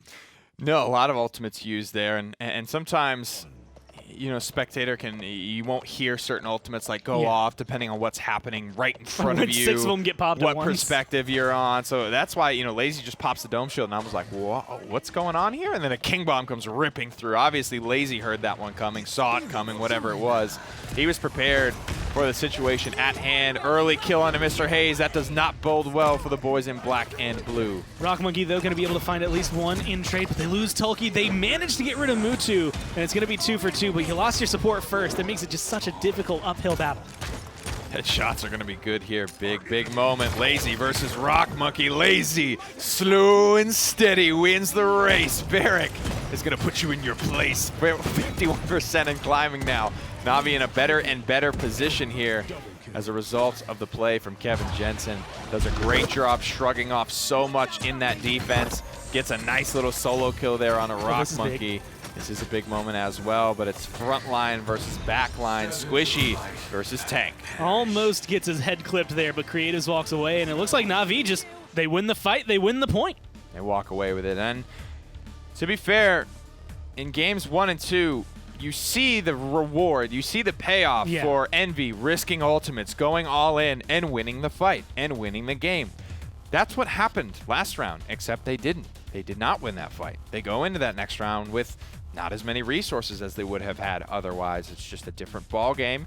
Na'Vi, solid objective control. They just walk away with it. I mean, I give pretty much all credit for that map going over to Phoenix. I think if you don't hit that rewind right when he hits it, this game was over for Envy, and it's a 4-2. The fact that he comes through, sets that up, kept them in the next point, and kept them in the game. Takes a heavyweight performance, but they get it done. Na'Vi grab themselves a map to prevent being swept. Let's get it back to the desk and keep on moving.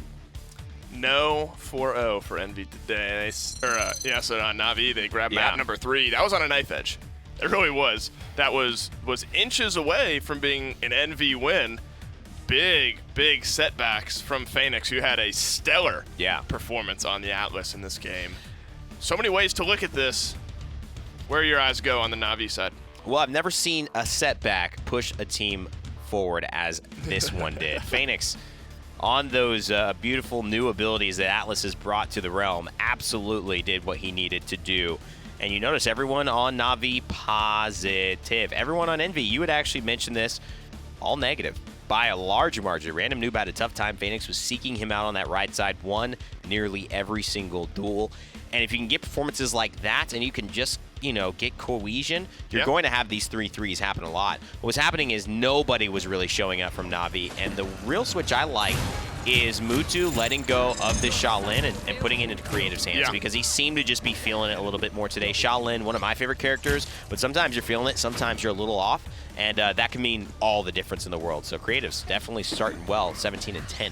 17-10. I mean, they were all negative, but they hung in there. I mean, a 4-3 that easily could have been a winning entirely negative team if that payload push goes through. But this is important. We had sort of mentioned not literally a must win, but if Envy had won that, gone up 3-0 in this set, that is a mountain. You're at the bottom of the mountain, and you need to reach the top in the next 4 games. And that's a big win, I think, set-wise for Na'Vi as well. So they make it 2-1 here. Still down. Envy, though, they'll feel a little tough. I mean, you are rolling, so that's a momentum stopper if you're Na'Vi. That's important because you're still in the set. You keep yourself in the set, and you stop the momentum that Envy were bringing. I think that's big sort of for those two reasons. And this game's going to be just as big because going 3-1 up, it's not looking good for Navi as true. well. So That's they've true. got to tie this 2-2 squared away and figure out if they've figured it out, so to speak, right? Because a lot of teams right now, they make the one change, they say, oh, that's all we needed to do. Envy throws something else at you, you realize, oh, wait, no, that wasn't where our weakness was. And now it's too late to truly adjust to what you needed to adjust to. So small things that worked in their favor. They mentioned that last push. Oh. Envy gambled so much, but Navi gambled the Dome Shield, which is what you know they wanted to hold on to. And they gave that up because there's no reason fighting for it tomorrow if you die tonight. Right. You know what I mean? You need to live to fight. You got to live to fight. So who cares? Do whatever you got to do to make it through the night so you could have a chance to even see tomorrow. That's what Navi did that they didn't do before necessarily. Yeah, I agree. Fish Market, though, Evan, Teams go to lose. That's where teams go to lose. Uh-oh. So we had Navi with the last map pick. They got Jag Falls. They won a 4-3. Now we're back. Envy in the driver's seat as far as the set goes and for the map pick here. They're taking us to Fish Market. They took Navi to Fish Market in the World Championships, remember, and that's where they sealed the deal. That was a very fast 4-0 back then. They'll be hoping for more of the same today. Atlas and Torvald find their way back to the ban column here. Makoa on the opposite side. Do you think maybe Maeve comes back through here again? Rock Monkey had a really big Maeve performance on Shattered Desert. Yeah. We've seen her in Fish Market a little bit. I think she's a great pick for both teams. But the real thing I'm looking at, Dave, right now is Genos or Khan. Right, true. Because Genos opens up so much for Envy. If you ban Genos out, you give him the Khan, sure, that's great, but you still have a lineup that can compete. Mm-hmm. But if you ban the Khan, you give him Genos. Envy now, they're going to lose out on the frontline duel maybe, and maybe their first selection of DPS, but man, they could pair anything with that. They could be deadly. That's a really good point in that you first pick Genos, and it's not like it limits your composition. If anything, it keeps the door wide open. It doesn't play your hand really at all. I mean, it shows which direction you're going, right, as far as damage amp, of course, but it doesn't eliminate any champions from the potential pool, I guess is the way I'm looking at it. So absolutely. I think that they've been favoring Genos higher. That he's done well for them today. Now, if you're on Navi, what becomes some of the higher priority front lines for you? Obviously, the Barrack, Inara in this case. Not who I would have thought, but Navi have a way of playing the Inara so that it makes sense. But she's very risky on this map. Luckily, there's no overpower. Luckily, there's no other frontliner that really is going to harm Inara's efficacy and be a lot of displacement now that Atlas and Khan are gone.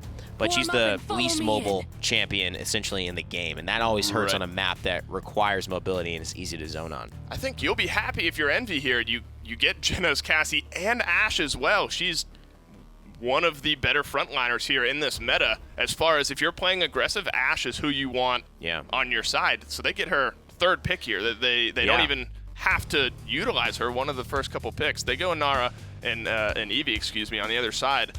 So Navi clearly have a plan in their head here, but could it be I really like the way Envy have gone so far. Could they be trying to, I mean, I wouldn't put it past Navi to bring out their sneakiness here.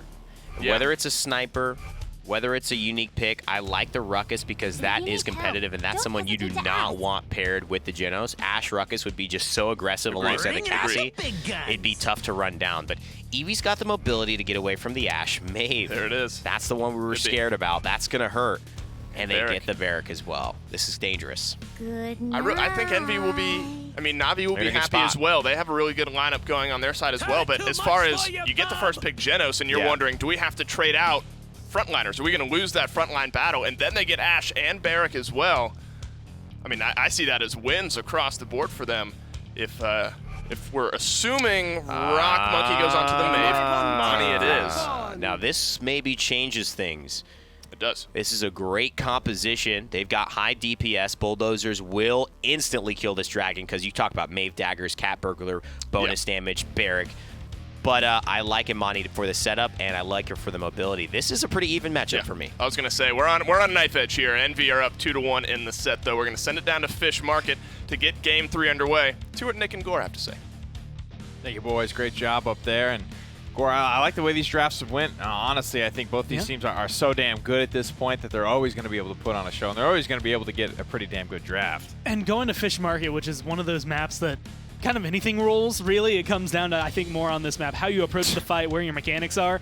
It can be shaken up, but I feel like Envy have a little more of a leg up. Like, you're in a race and they just happen to start They a have step a scary ahead of you, right? comp. Like, that's pretty much where it is, where I think it's going to be even, but I think they have something that's going to work on Fish Market a little more naturally than what Na'Vi are going to have to execute. I tend to agree with you. I think it's going to be a pretty close, good game, but I do like Envy's composition a little bit more. Maybe that's because I like fracking. I like big damage. Let's go in and get some kills. I like people. I like a team comp that's going to get in your Roll face. the sleeves up. And it's going to get your hands dirty. Yes, sir. Bloodied and beaten. That's how I like my enemies. Great stuff here from both squads, though. I like the Mutu on the Imani. I love creatives on the Eevee. I love Eevee in any and all games. I can get it for sure here. Speaking of Eevee, Evil I just walked by. Hey, shout outs to the boy. But yeah, Envy, they can fight from distance. They can move around. It's, you know, tit for tat here. Na'Vi are staying pretty grouped up here. I got to say, Lazy not straight to the objective like he does in most games. He's going to ride around with his team for a little bit and then move his way towards the point to contest Tulki so he won't capture for free. I think what we're going to end up seeing is actually how close Envy stand to each other play a big impact. I think they're going to be spread out just because of splitting ice and how strong it can be. Because of the fact that Imani, I mean, that's 2 for 1. And for every single shot, it's a good chunk of damage. You get a lot of people low. This is the boxing match that matters. It's a 2v2, but it's going to be Mr. Hayes that goes down first. Wacha-wacha, the Kung Fu fighting here from Imani. Double shot from Mutu is good for a lot of damage.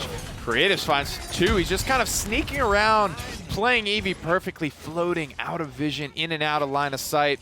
Out of sight, but not out of mind here as he's filling up the kill feed. 75% for Na'Vi as they get the little kind of flip-flop, take-back team fight here. Nice shot onto the Maeve. Not an easy matchup to win. Frankly, for either character, because they're both so damn small and so damn fast that it's just not an easy target to hit, and neither of those characters have easy weapons to connect with at all times. And theoretically, I'd say Maeve is a little easier overall, and so you could expect that. But I love the fact that the call is just, you know what, quit.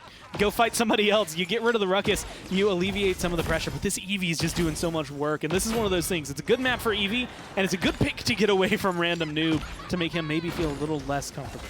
But he is on the Maeve now, and something we talked about. He played earlier a lot for Team Envy. 99 to 96. Na'Vi down by 4% on the objective.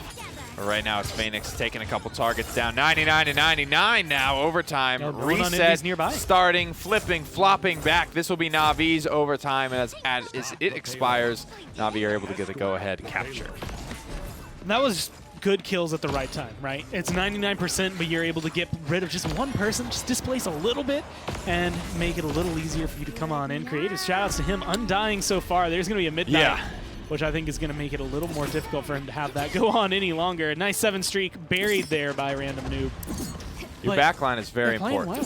Backline is very important on Fish Market. When you look at 4-0 and 3-1, for a total of 7-1 for the Na'Vi backline versus 1-1 and 1-2 for Rock Monkey and Random Noob, the kills were just happening for Na'Vi and not for Team Envy. And that's why we are at where we are at. Big ultimate over the top here for Rubu just to make sure that things stay in control, even on the defense here.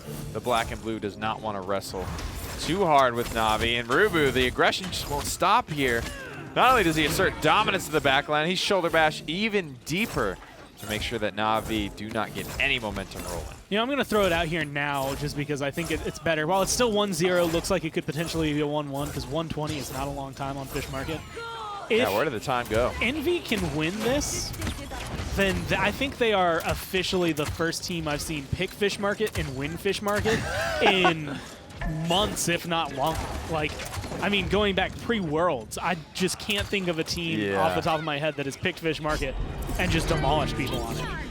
Well, unless you want to like throw in like Console League, Minor League, but even still, like I don't know. I don't know if those stats can come through and make the big difference. I haven't been tracking that stat, that's for sure. I have my my Nick statistics that I likes to say, and things that I just make up on the fly, but I'm not sure. 0% win rate for teams that pick Fish Market. Yeah, that's a funny one. And as a Kanga fan, Fish Market holds a what's the opposite of a special place in my heart? Special hell? I hold it in the lowest regard. The 8th level of hell for Nick. Yeah. Is Fish Market. Hasn't been kind to me and my team in times past, I have to say. 18 seconds on the clock in this fish market round. This is actually, it's kind of funny, where the World Championship came to an end. Yeah. Where Team Envy just wrestled away control of that set. Na'Vi just did not look like they had an answer for Rock Monkey, Oranda, Hayes, Rubu, and Tolki in the last couple of seconds. We will go into overtime. Lazy is very, very low HP though, fighting with everything that he's got. He and Spunky trying to do that dance for as long as possible, but Spunky falls, Phoenix falls, Lazy shortly after. Very solid defense here from Envy. Yeah. This is what this set has been about though. Adjustments, moves, counter moves. You get the offense, but we know what we did wrong. We're locking down things on defense, and we're going to come at you from a completely different angle in the next round. And as you said, where the World Championship came to an end, it was a 4-0, right? Like, I mean, it was very, very fast for Envy on this map. If I remember correctly, Rock Monkey had a 21 kill streak. He had an Annihilation, which is something that I don't think I've seen before that, and I don't think I've seen since then. I think that is the only time in an isolated moment. Alex on Vivian last week. Alex on Vivian? You're right. He popped off, son. The two people right now rocking the Annihilation, Alex and Rock Monkey. Annihilations are rare, man. Coming into this map, I think that's the last one, right? In the string. yeah, I think so. Because like, you're not supposed to get there. You're not supposed to hit 21 or 22 kills without anyone taking you down. When I was doing my voice pack, I remember I think that was the loudest I yelled was for Annihilation, so I think that was the last one just in the my order. throat distinctly hurt after that one, so I feel like that's the end. That's probably where I left it kill. all on the field. There's a big stun though on Namutu. He's going to Frostfire glide his way out to safety, stay alive for the time being. And here comes Dat Boy, the big dragon, putting some pressure onto the point, flying forward. A little bit more poke, but everyone corralled in a corner here. This could be bad if the dragon turns the corner. Surprise! And roasted. Not any kills, but huge damage and huge zone control here. The dragon weaving in and out of the buildings of Fish Market here. Almost a delicate little dance there for such a glorious large beast to do. And being able to fly again through those little tunnels, exactly where Envy want to be when you're being oppressed by something that large, makes it a little more difficult to fight him off and deal with it. Now it's 90%, 93% for Na'Vi as they maintain control, and because of that stun, they're going to be able to take it without any overtime. And that is the first kill going the way of Envy, but it just doesn't matter. And now a Dome Shield being spent here. This is a decent spot for ultimates, just to make sure this this offense doesn't get rolling too hot out of the gate. But again, nothing really special there. Na'Vi just solid zoning. Not even a ton of kills. The Dragon providing so much control and damage. And again, Envy aren't the team. They're not going to die when they don't have to. They have to give up map control, which is extremely important. Almost as good as a kill in these high-level professional games. They had no choice. Can't fight a Dragon. They just can't burn it down. Rock Monkey needs to get rid of this crossbow and go get himself a Scorpion. Go get himself a Scorpion. It's their only hope. Been proven to work. Very efficient overall. But the biggest thing I'm kind of curious about, and I kind of wish I had paid attention to it, but if we look at the items, Envy didn't take the option to burn it down, and they don't have any Bulldozer. They are not looking to fight this dragon. But Bulldozer, and this is actually one of the instances where it's probably the best value you could get. That's Ying clones. That's a Lara Walls. That's a Warder's Field. That's the dragon. Like, there's so many things on the side of Na'Vi you could burn down. They will get it. I think they need that cauterize. They need their cots, their wreckers. They need none of that stuff even really matters if the healing comes through or if the shields are just popping off. There's a lot of things to worry about, and it's part of the fun thing about Paladins is, like, how do you spend your credits? What do you think is most important? And admittedly, that makes moments like this incredible for them because they've lost 2 points in a row now. That means economy is heavily in favor of Na'Vi, 600 credits per player up. But because the game's going so long, because they're still getting kills and winning fights, they are giving themselves the ability to not only stay in this, but the longer it goes, the more items they get online, the more the credits they get to spend. So you get your Cot 3 or your Wrecker 3 and your Bulldozer 3. Like, you can still go into it if we are looking at, well, at this point, potentially a 20-plus minute game. And it's an even better defense for Team Envy now, as only 20 seconds on the clock when Na'Vi basically get their push started. They might hit that. They're going to hit the same snag right this corner. It's going to be tough for them. Loki's going to look to hold here as he did last round, but it's not entirely on him to make sure that this defense holds. critical things need to happen. A lot of map control for Na'Vi. Look at this, they have kind of all the flanks. They don't really have a good way to put pressure on the back line here for Na'Vi. This is a better chance than they've ever had. I mean, being able to find at least a little bit of pressure here, one kill will probably open up at least the hill for you. Getting onto the other side is going to be a different story, but the respawn proximity on this map, not very friendly to the defenders. You walk out of the base, there's a tree in front of you. You have to go around it. So if you can just take down and control Envy, much like that, it's going to be a little more difficult to come out and stop this push. Icicles slang into the back line here. Mutu trying to find some big shots. Genos can get a little floaty at times, making himself easier to hit. Creatives manages to track him down before he got back into spawn. That's a big kill. 2 more on the feed for Na'Vi. And again, that boy barreling down over the top of the hill. It's D-Day, but Dragon style this time for Mutu as he finds critical kills. Huge Imani ultimates, and Na'Vi go up 3-1. I think we've seen it enough from Imani, and we've seen it out of Eevee. Obviously, Ice and Winter are the most powerful things that you can have in the game, because both of them on the side of Na'Vi are bringing them up to a 3-1. But this is actually where I think things get shaky. You give a comeback mechanic over to Envy on a point fight that the only reason they weren't in it last time was because of that dragon you just used. So you're coming into this knowing that you use some of those ults, knowing that you're not going to have quite the same ability to zone them out, but at the same time, I think that's confidence from Na'Vi saying, we're up 3-1. Even if they take this point, we can still hold on. Well, for me, it's a little bit of like, well, yeah, They use 3 we ults have for to use that. our ultimate here, but you know, we just looked at the items. There wasn't any Bulldozer online yet. Rock Monkey's just picked up Bulldozer 2. If I'm Mutu, I'm saying, you know, smoke him if you got him. This is it. They're gonna just start destroying this dragon, obliterating it even before I'm gonna get the damn cast off. So, Jeez, speaking of obliteration, I need to make use of it while I can, and maybe a good call there. You mentioned comeback mechanic. Lazy's gonna stall this for as long as he possibly can, jumping, juking left and right to try and stem the bleeding here, but Envy already off to a huge lead. Well, Nick, what do you want to do with the next 2.5 minutes?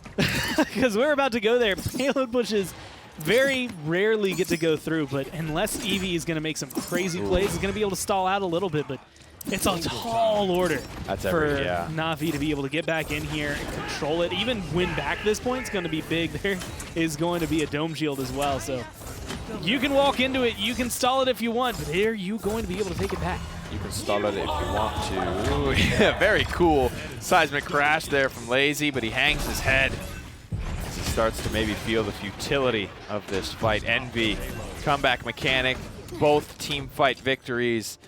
They just managed to lock it down. And to be honest, and to be fair, that was the best damn job Lazy could have done. He stemmed the bleeding a lot. Think about that situation. That is comeback mechanic on Fish Market. Sometimes you don't even need comeback mechanic on Fish Market to just blow a team out of the water in one fight. Envy win not 1, but 2 lockdown team fights, and they still just got now the objective with comeback mechanic. 2 fights and Fish Market all working in their favor. That just shows Na'Vi know how to play this damn objective probably better than anybody in the scene. Really well stalled out overall for them. And I mean, at this point, that's what you need. That's what actually the defense is going to be about. How well can you stall them from getting this push, if possible? Just because of the fact that if they tie this up, they go 3-3. If they can force some ults out of you, it's going to be big, and there's going to be the illusory rift. Mr. Hayes and a couple other of the homies take down 1, 2 now as Rubu finds Phoenix. So Phoenix was able to claim Rock Monkey. Defender's advantage pretty huge on Fish Market. The spawn very close to where this payload is now as opposed to the Envy spawn, which is all the way over the river and through the mountains. The longest frost bomb ever from downtown. It hits the root onto 1. Won't be too consequential here. Ruby's starting to take some damage in and out, trying to make his decision, but he will go out. Envy kind of chilling for the time being, looking for a way in. Now he's just dancing, skirting on the edge. Probably one of the most comfortable areas at this point for someone like an Eevee. But it's also good for Maeve. Midnight came through. No big pressure picked up for Envy. And they're just, at this point, they're just trying to get over this hill. That's going to be the first goal. Unfortunately, they lose Rubu, who admittedly, again, that's a lot of their control. Big shots landing from Lazy, pressuring out Random Noob. Cooldowns are popped. Random's looking to maybe get over the top of these roofs. One more shot from Talkie. This is a critical moment. The strafe pattern from Spunky is so good. It's one of the little things, the finer details in life but it's something that can absolutely swing a fight. Spunky stays alive, healing continuing to pump into the boys of Natus Vincere. They're all healthy, happy, continuing to wage war. I mean, dancing around this payload right now is pretty much all you need. You're looking for overtime. There's 10 seconds left. You're just trying to hold on to this. And overtime is not very friendly on a map like this. But again, respawn proximity isn't as big for Na'Vi, so if you can win a fight, stay in overtime a little longer, it's still feasible here for Envy. Woo, Overtime is started now. This is it, the do or die moment on the offense for Team Envy. Random pops a lot of cooldowns to get out, but what else is going their way? Well, it's a Toki double kill. It's a Toki triple kill. Barrack locking down the front lines. Random and Rock clean it up for 2. 13 streak as the little boy Barrack pushes this big old cart down the hill and to its final resting place to tie up the game. That was like the essential moment you had mentioned, right? Sometimes you don't even need to win a second fight in some of these scenarios on Fish Market. You win one, and it's going to grant you just enough time and enough space that you'll be able to walk it through. A triple kill from Barrack. That might as well have been a pentakill. I think the last couple of hits there coming down from the damage was maybe just some icing on the cake for him. But it's 3-3 coming into this. And, I mean, look how low they are. That's just playing it so well. Oh, man. And he continues to do damage throughout this fight. Like, he continues to have such a huge impact on it. Oh, it's crispy. And that is what you need out of your Barrack. This time, though, you're going to be coming in. The only ult not available right now is Illusory Rift, which is a huge deal with how much healing that can give you. And now you're having 3 bulldozers. 1 bulldozer 3, 2 bulldozer 2s. Mutu's Dragon's not going to be as effective. No Illusory Rift, but Morale Boost 3, so Blink. And it might be available for Spunky. Once he gets settled into this team fight, that ultimate charge is going to start to explode upward. Not if Rubu has anything to say about it. He ults straight to the back line, locking down the squishier targets. Cripple prevents all the bowling ball from Toki, but his Dome Shield's able to cover the weakness. And it is another Envy team fight, 4-for-1 Gore. They might just flip Fish Market after the start that Na'Vi got. I mean, Phoenix is dancing in a corner at this point. I'm surprised he didn't go for the jump off the map. That's normally what we'd see when you're the last man standing. And so he is incredibly staggered out. There's going to be the dragon, and it's coming up over the buildings. Bulldozer. But the minute it gets seen, this thing's going to get burned. Bulldozer. Like Doesn't that. even matter. 99 and nothing creatives. You could see he's doing the old like, I'm here, but it's too late. He's on the point. No overtime. And it will be Envy claiming a win in Game 4. And they do the thing. They're the first team in so long that I've seen pick Fish Market and win Fish Market. Like, it just doesn't happen often, and it shows they still have it. It's a 4-3, but they at least get themselves even further ahead. Well, the Warriors blew a 3-1 lead once before. Will Envy now? This is their chance. They got to close this one out. A huge set, huge potential for them to bounce back, and I think feel really confident about their performance. Let's get it back to the desk as we prepare for what could be our final game. Well, you lose, I wouldn't call it heartbreaking, but you lose a really close 4-3 on Jag Falls, then you win a 4-3 on your pick on Fish Market. That's really important, I think, for Envy, Evan. Yeah. And now it's 3-1. We talked about, all right, it's 3-0. You're scared if you're Na'Vi. They stave off the 3-0, make it 2-1. But now it's 3-1. Envy are 1 win away. They're 1 win away from taking this set. And, you know, to come out this strong at this moment in time when the question marks were in the air above them constantly, it's a strong performance from Envy. And you can't take it away from anybody on that team. They have all showed up and played their role phenomenally. It does seem like Na'Vi are really trying to find their rhythm. And this game, it wasn't out of their reach either, Dave. No, definitely not. And sort of to that point of finding their rhythm, I mean, it's definitely a different rhythm than what we saw against NIP. I mean, they lost 4-2 against NIP, but they looked really, really, really good. I mean, that NIP set seemingly could have gone either way. They're just not playing the same Paladins that they were when they were playing against NIP. Right. And then to boot, Envy are playing really well as well. I mean, Envy are bringing some of their best. Na'Vi well, they're not playing their best at the moment. Rubu having a big game here on Fish Market. I talked about him in the pregame. I mean, so impactful that happened that way. And this turns into the snowball. And then he gets the kill on Lazy there. Lazy just had horrible matchups. I mean, the only game that they've won is when Lazy is off of Inara. The Inara in this set has been a disaster for Na'Vi, and they have to figure that out. And the big thing for me is that it doesn't mean that it's naturally won, but man, you cannot count on Rubu, given the chance, to not expose you today. He is feeling it. He is, and you have to tip your hat to Mr. Hayes as well. He had a 23 streak on Genos towards the end of that game. I mean, it's a champion that you can play safe on and still provide your team with the healing and with the boosts as necessary, but still being able to survive through 23 affected kills is huge. Well, for me too, I mean, you're right. It was a good performance. Envy have done a great job, but Dave, last thing to mention to round this out, why did they first pick the Inara? Yeah. Why not go for the Barrack? Yeah, the Barrack is more flexible, he's more mobile, and he's not countered as easily against the Ashe. I just feel like, something's got to change there. That's what I'm looking to see. Otherwise, this set is definitely, seeming to be over. Yeah, it's close. It's close, man. They're one win away. We're going to take a quick break, but we're still going to be here right on the other side. See you in a second. Brought to you by Evil Mojo, Hi-Res Studios, INAP, Respawn, SteelSeries, Alienware, and Skillshot. Hey everybody, my name is Nicholas Bayshore, otherwise known as Valence, and I'm here with a quick announcement for you guys. As you may have already seen on Mixer, we've introduced these new Ember skills with Mixer, and we've been working on these with them for a little while just to make a cool, unique skill for each of our Paladins Premier League teams. And now, you can pop these off while you're watching your favorite teams play on broadcast to support your teams. To use one of our Paladins Premier League themed Ember skills, all you have to do is go to the top of the page on Mixer, and you'll see a Get Embers button. Once you've done that, picked up some Embers, you can then go to the skills panel right underneath the broadcast itself and fire off a couple skills to support your favorite team. Now the cool part about this, right, is you are actually supporting your favorite team. A portion of the proceeds spent for each Ember skill goes directly back to those organizations that you're supporting in the Premier League, while the other portion goes to support the prize pools for this year. But that's not all. For every Ember skill that you use while watching the Paladins Premier League and anything else on our broadcast, you're going to earn some bonus Mixer points to help you get to those epic Mixer Store rewards just a little bit faster.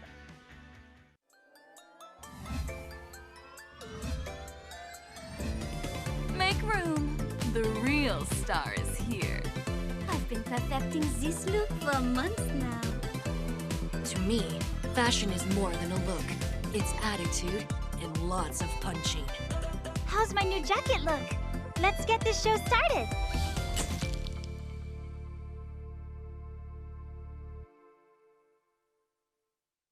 Lots of fun ways to support your favorite teams right now. You got the skills, you got the Embers in the chat as well as some street style skins. They're all looking really good, and with Maeve making a bit of a resurgence here in the PPL, maybe it's time that you go give that street style skin a look and make your presence felt in your ranked games. Maybe it's time.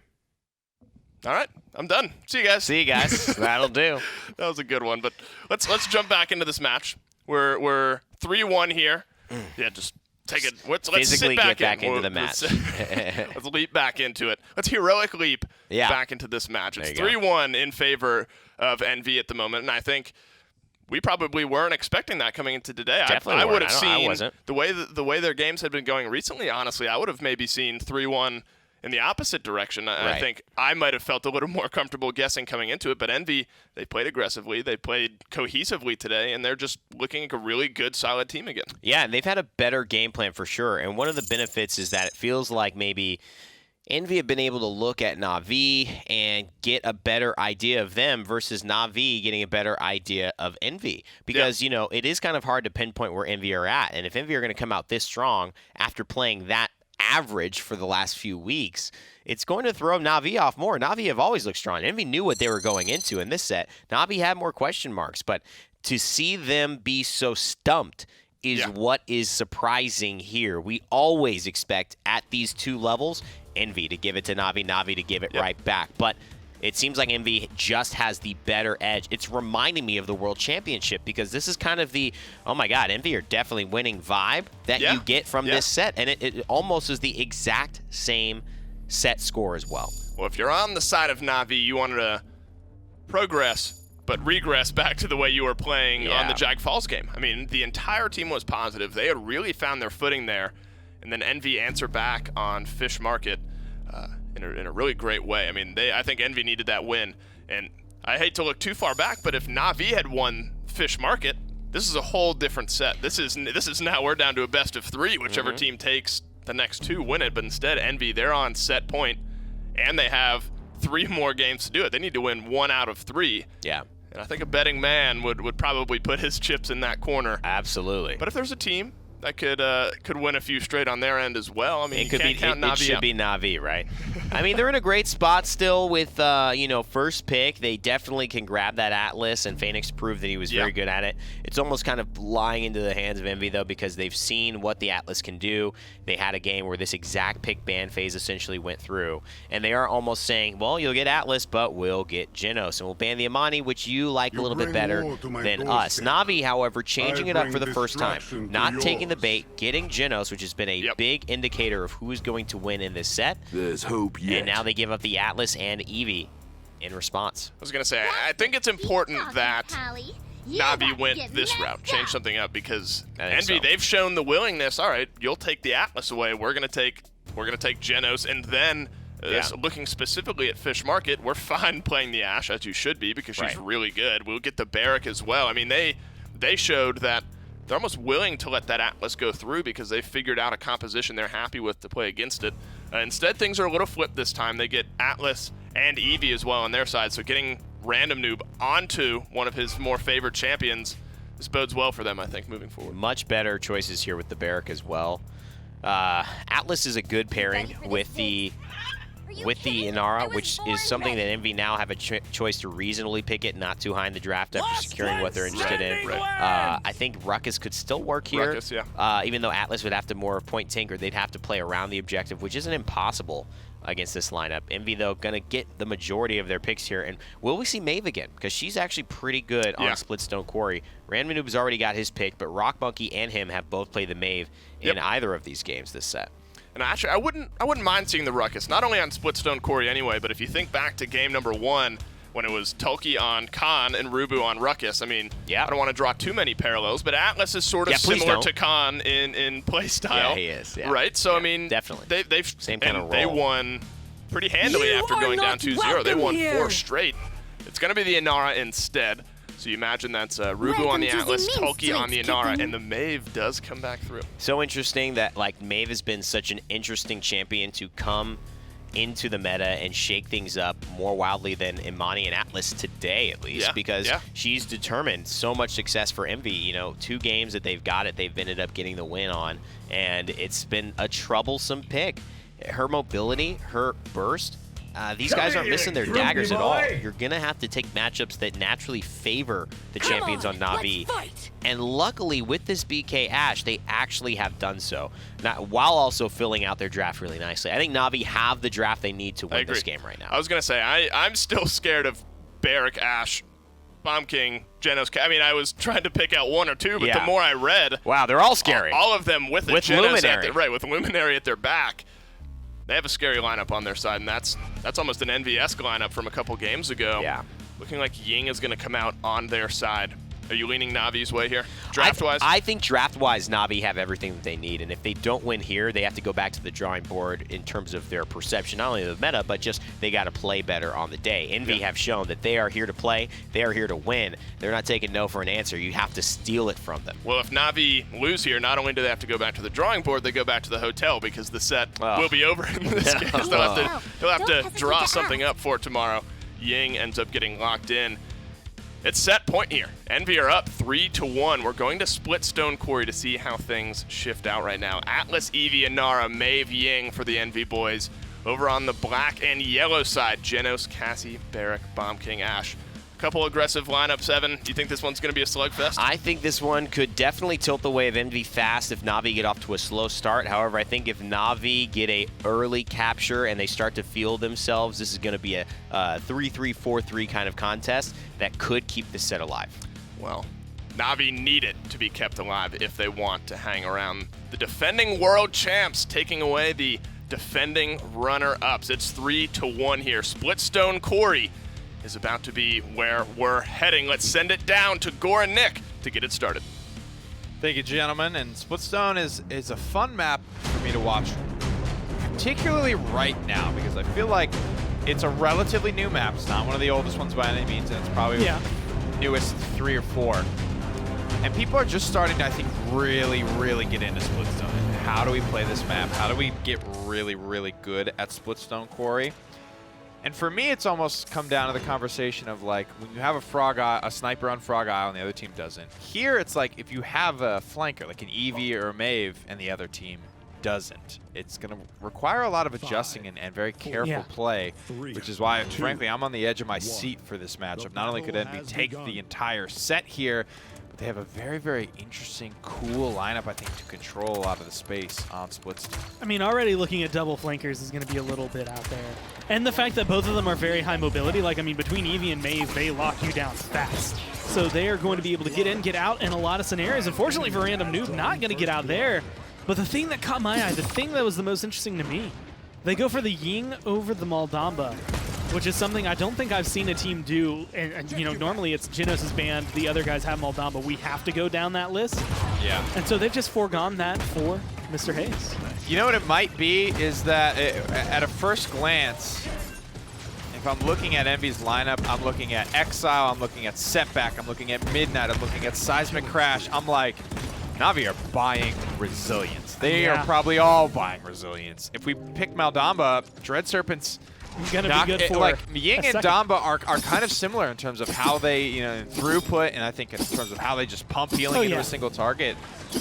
The thing that Ying's got is that spread hot with the ultimate, which can't be mitigated by Resilience. You know, cauterize obviously, but it's hard to mitigate all 5 of those hots, whereas Dread Serpent, you know, everybody can just pick Resilience up and it's useless. I mean, especially when you're in this kind of scenario where 2 of the teammates you're going to be healing with that ult are flanks. You're not going to see them, or even if you are, they're not going to be grouped up. It's not going to be very easy to just toss a gourd on them. So being able to come through and play to their strengths, unfortunately for them, it's not showing through right now. Splitstone starts out and just feels like overall in favor of Na'Vi. Easy snag here for Na'Vi. It wasn't a slow start. His first early frag for Mutu as well. Random Noob gets his revenge though. Mutu takes him down. The first Ying ultimate of what I expect to be many here popped for Team Envy. You see this, they saw him do this on Fish Market too. The second they gave up the objective, popping ultimates, left, right, Ice Storm, Assert Dominance, you know, Illusory Rift, all this stuff's coming out. Just so the offense is trying to get off to a hot start. The defense is trying to make sure that they can stop the bleeding where it is. That's going to be the big thing. Stop the bleeding as fast as possible. Although it's a little interesting, again, Envy maybe out there on a different draft. Here's going to be a Midnight. You're going to have Rock Monkey back on the Maeve. And even the turrets have the restricted vision. You see that? I was looking at the ground, I was like, why is there so many circles down there, dude? And I was like, oh my god, it's the barrack turrets. They have restricted vision as well. Don't want those turrets seeing anything. Oh man, leave the turrets alone. And that's coming from me, you know? It's enough for me that they suck and are useless. They don't need to be blind. But to take their eyes as well, Gore. Where does it stop? Right now, the teams that taken it, it's 5-1 for Mutu on this Cassie. Is he and that's Impulse just so or big game? Being able to come through. Did you see when we were going to the game? Impulse or Cat? Can we take a sneak peek at the talents here? Because whether or not big game or Impulse for Cassie is like a pretty important thing when you're looking at the double flanks for Team Envy, being able to blow up the squishier characters, or is Mutu going to be more focused on the front lines? That's sort of like the conversation of which talent does which, and it is Impulse, so a little bit of more of a rare talent for Mutu's Cassie at this stage of the game. So this tells us, you know, he's going to be looking at the Maeve Eevee, you think, right? That's I'm going to have to play anti-flank because they have double flank to come deal with me. Very much what you were saying at the beginning of this, where it's just when you have, you know, a team with no flank versus a team with a flank, or 2 flanks, I guess, in this case. Yeah. Normally it leans pretty heavily in terms of the teams with the flank. That's the, I got to save me because no one else is saving me. Like, I got to be able to win this fight because no one else is going to come forward. And we saw that already pay off once for Mutu. He blew up Random Noob pretty damn quickly here. Rock Monkey has his Illusory Rift early game, 600 health per second, hot applied to the whole squad, feeling good, looking good, fragging good for Team Envy. As 1, 2, 3 come through in the feed, that little Bomb King running, hiding, he will eventually go down. Creatives and Phoenix, the last 2 to fall, overtime expires. This feels just exactly like every other game though, to be honest. Somebody grabs the payload, but it's a rock solid defense out of the gate. Both these teams know how to play every map and every comp pretty damn well at face value, and it's all about how you adjust and how you counter move and counter punch through the game as it evolves and through the set as it evolves. And this is having a little more, I want to say, of an impact against Envy early on, but I think this goes back to Fish Market, where it's like you can look really strong, really solid on that first point. Once the defense comes through, it's 1-1. Envy have been able to see how you want to approach this point flank, how exactly you're planning on countering them, so they can play around a little more with these flanks. Where did they send Maeve this time? Does she hang back the way Rock Monkey did last time, or is he going to hang out with Random Noob and maybe get aggressive and kind of 2v1 Mutu? Midnight counted out by Scout. Vision restored here. Come on. My special brand of contacts here. My brand provided thanks to Cassie. Great insurance vision plan there from her creatives. He'll be the guy this time. Finds 2 kills early on. It was Mutu in round 1. It's creatives in round 2. The frags are flowing here freely, but Team Envy do get a nice little 39% on the objective. No comeback mechanics in play this round, as Na'Vi look to put them in the dirt here on Splitstone. Random Noob finds a return kill, and the dust will start to settle from that first team fight. Get rid of Phoenix, and you can at least, again, maybe stop some of the bleeding. You put a Band-Aid on, but you have to be able to get back and cause a little bit more trouble. Rubu, this is probably the least we've said his name all set, is this game so far. I mean, I don't know if I've seen as much out of this Atlas, especially when you look at what Phoenix was doing during the Jag Falls game, when you look at like the impact it's had so far. It hasn't been enough to warrant where they picked it. Mutu's got his number. Creatives finds Rock. Lazy finds Random. Lazy finds Tolkien. It's 78% for Na'Vi and climbing. Quick setback won't keep Kevin down for long as he's already celebrating. Yet another point captured for Barrack. Another one on the belt. A many-notch belt at this point for Lazy as he's captured a lot of objectives under the Na'Vi banner.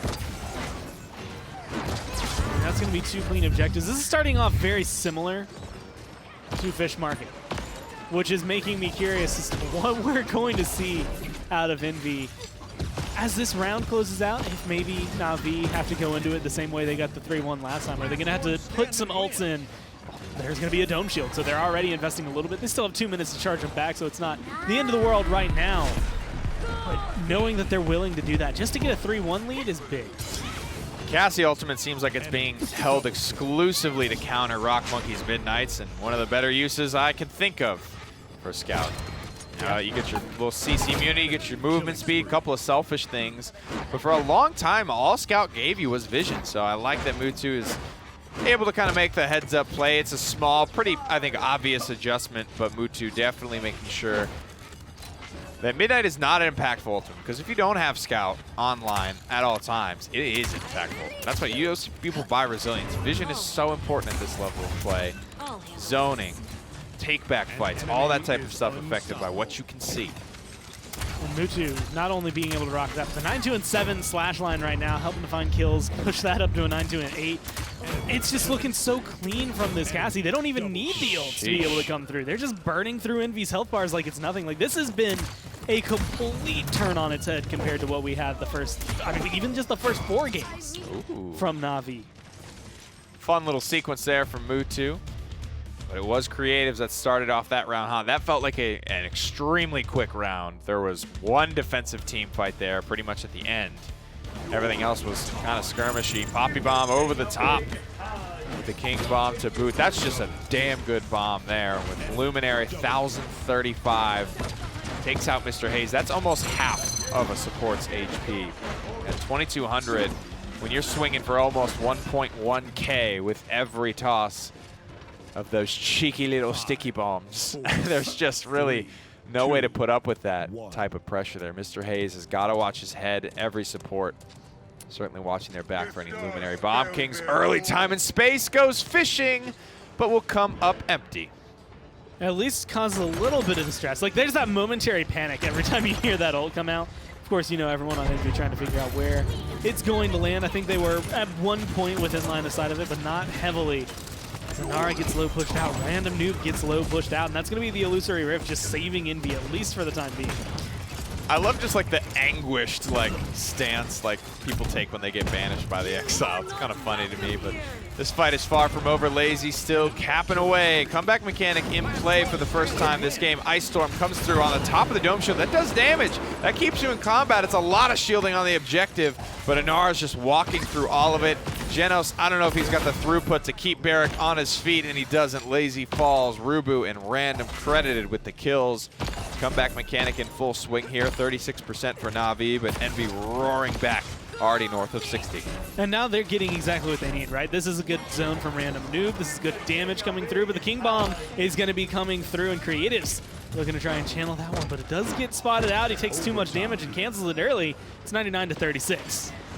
Overtime is going to be contested here. Will be reset as Envy just kind of back off the objective. Scouted out again. Midnight can't find too much value here. Illusory Rift trying to keep Mr. Hayes alive. Creatives is diving from his right as Mutu attacks the left. They will get what they came for, but Rock and Random in the chaos when everybody's focused on the support, they'll make sure that the trade is for naught as Envy do capture the payload and go ahead 3-2. And now they're looking to tie this one up, go 3-3, which means that towards the beginning of the round right here, depending on how fast they can get this payload rolling, you might see some ults, you might see a seismic crash, you might see the ice storm, but I think a lot of it is how much do we want to hold on to these? Where are we going to use them? They need to find something that get popped out, just like these daggers do, and Rock Monkey cleans them up on that second shot.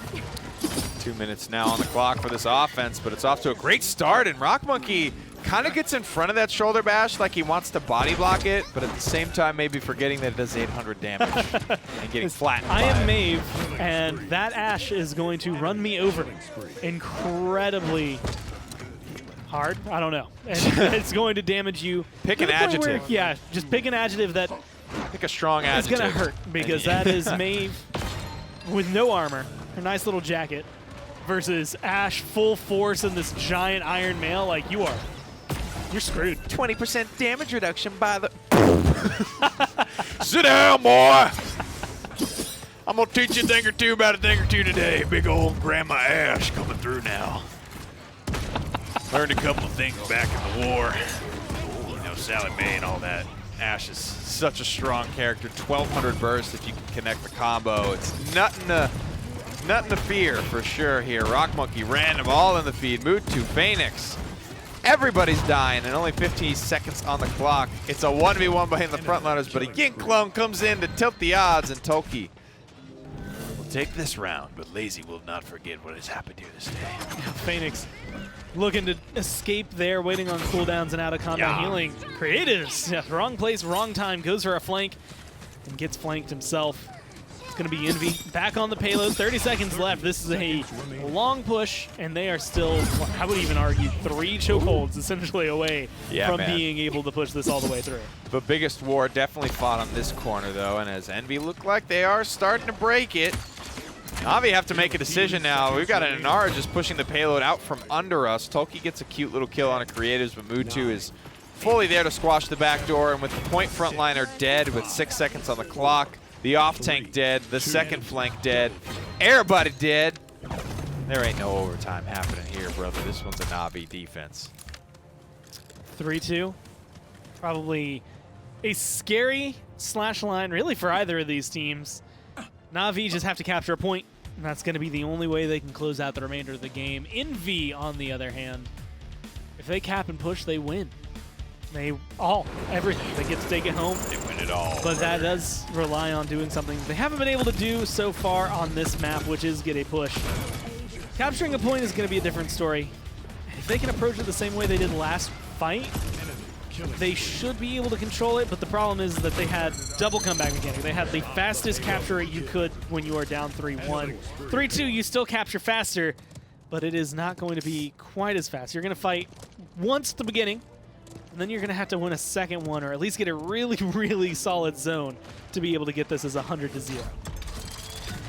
Well, an early little tiny chip capture lead here for Na'Vi, equalized by Envy. Void Grip goes up, Midnight goes out. That's what those circles mean. Setback, it's critical. That could have been the kill on a Spunky, but it's just off the mark. Lazy's happy to box this one out. I don't know if second chance is available for Rubu. It's not. He falls. Random shortly before him, and Mr. Hayes shortly after. Toki, the last one left, standing, but not for long here. That is a dominant team fight from Na'Vi. With 4 ultimates still available, they didn't use a damn thing besides Scout. I mean, that is just control. I don't know how else to describe it. That's knowing split stone. That's being able to play a little bit better and eke out a little bit more. They're at 75%, and now they still have 2 ults available. They only use 2 more to maintain this lead. Rock Monkey needed an assassination there. It's Spunky that's going to get the kill. I think that's pretty much it. I mean, that says a lot there. Overtime started, halfway expired, Void Grip up. Honestly, man, the Void Grips this round, it's kind of a funny thing to point out, but Spunky's Void Grips were pretty damn critical, and we caught a lot of them on camera, thankfully, because it's tough to really notice like that type of finer detail. And the cameraman's done a great job at catching a lot of little finer moments today, whether he meant to or not. It has shaped a lot of what we've seen on screen today between Na'Vi and Envy. There wouldn't be a set between these 2 teams if it didn't go at least 6, I would say. Yeah. So Na'Vi being able to take that, keep it 3-2. They still need 2 more, but, I mean, Envy, until that last map, have been in the driver's seat. It felt like they've been in control this entire time, and now that they get to guide where we're going again, it's a little dangerous. Feels like either of these teams would be embarrassed to be 4-1 at this point. Let's get it back up to the desk as Na'Vi fight for their lives. Thank you, gentlemen. 3-2 is where your scoreline stands. No longer needing 3 wins, now only needing 2 are the guys of Na'Vi. Still only needing 1 though, our Envy. And we were sort of taken aback in a good way by Spunky on the Genos, I would say, this game. And how much of an impact that champion just in general. Yeah. Genos being the first pick changed everything for them. It exploded Phoenix Creatives and Mutu and their abilities. Lazy on the Barrack, which I've been talking about all set. Off of the Inara, 8-4-19, getting twice the amount of kills as he did in terms of deaths. Mutu, the same thing, but 14-7. Creatives, nearly the same thing, but 15-9. These players started to really find their rhythm here. And it wasn't that Random Noob and that Rock, these guys didn't play well. Even Rubu, he almost had a game-clinching kind of setback there, which we saw would have cleaned up Spunky, but he made it around that back pillar. But man, just the ability for them to capitalize off of this damage amp, we're seeing that it's really, really important for this team. And the sort of the unspoken sort of advantage of having a Genos is his ability to deal damage. I mean, through time and space does a huge chunk. But his gun as well. I mean, he does damage, and it kind of sneaks up on you every once in a while. Oh, and you know, you're not used to some of that supplemental damage coming out from a healer, at least. And then when you have a Genos on the other team, not only do you get the Luminary boost onto the other opponents, but then you have the gun really doing some extra damage to you. So I got to figure out how many games has Genos won, and how many total ever today.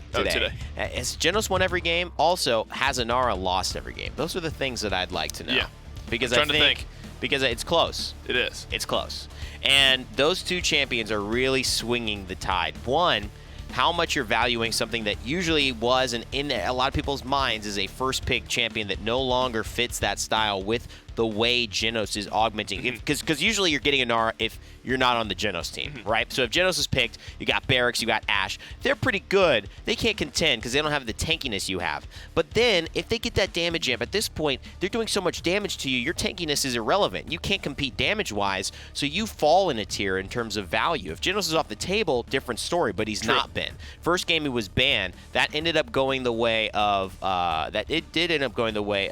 Envy. Right. So curious to see how this translates and whether Envy put as much emphasis on Genos as they have been, or if they switch it up. Atlas doesn't seem to be the telltale sign as to who's going to win. Well, you sort of mentioned how Barrack and Ashe then are available as well, but we sort of, I think, if we look to last game and then the Fish Market game, it's been Genos as well as Barrack and Ashe all on the same team. So it's almost as if the opposing team who doesn't get the Genos, I mean, I don't want to call it overvaluing the Atlas because he is incredibly strong, but has still left open really good frontliners to the enemy team. And then when you pair it with the Genos anyway, it throws some of your priority in the mix. It definitely does.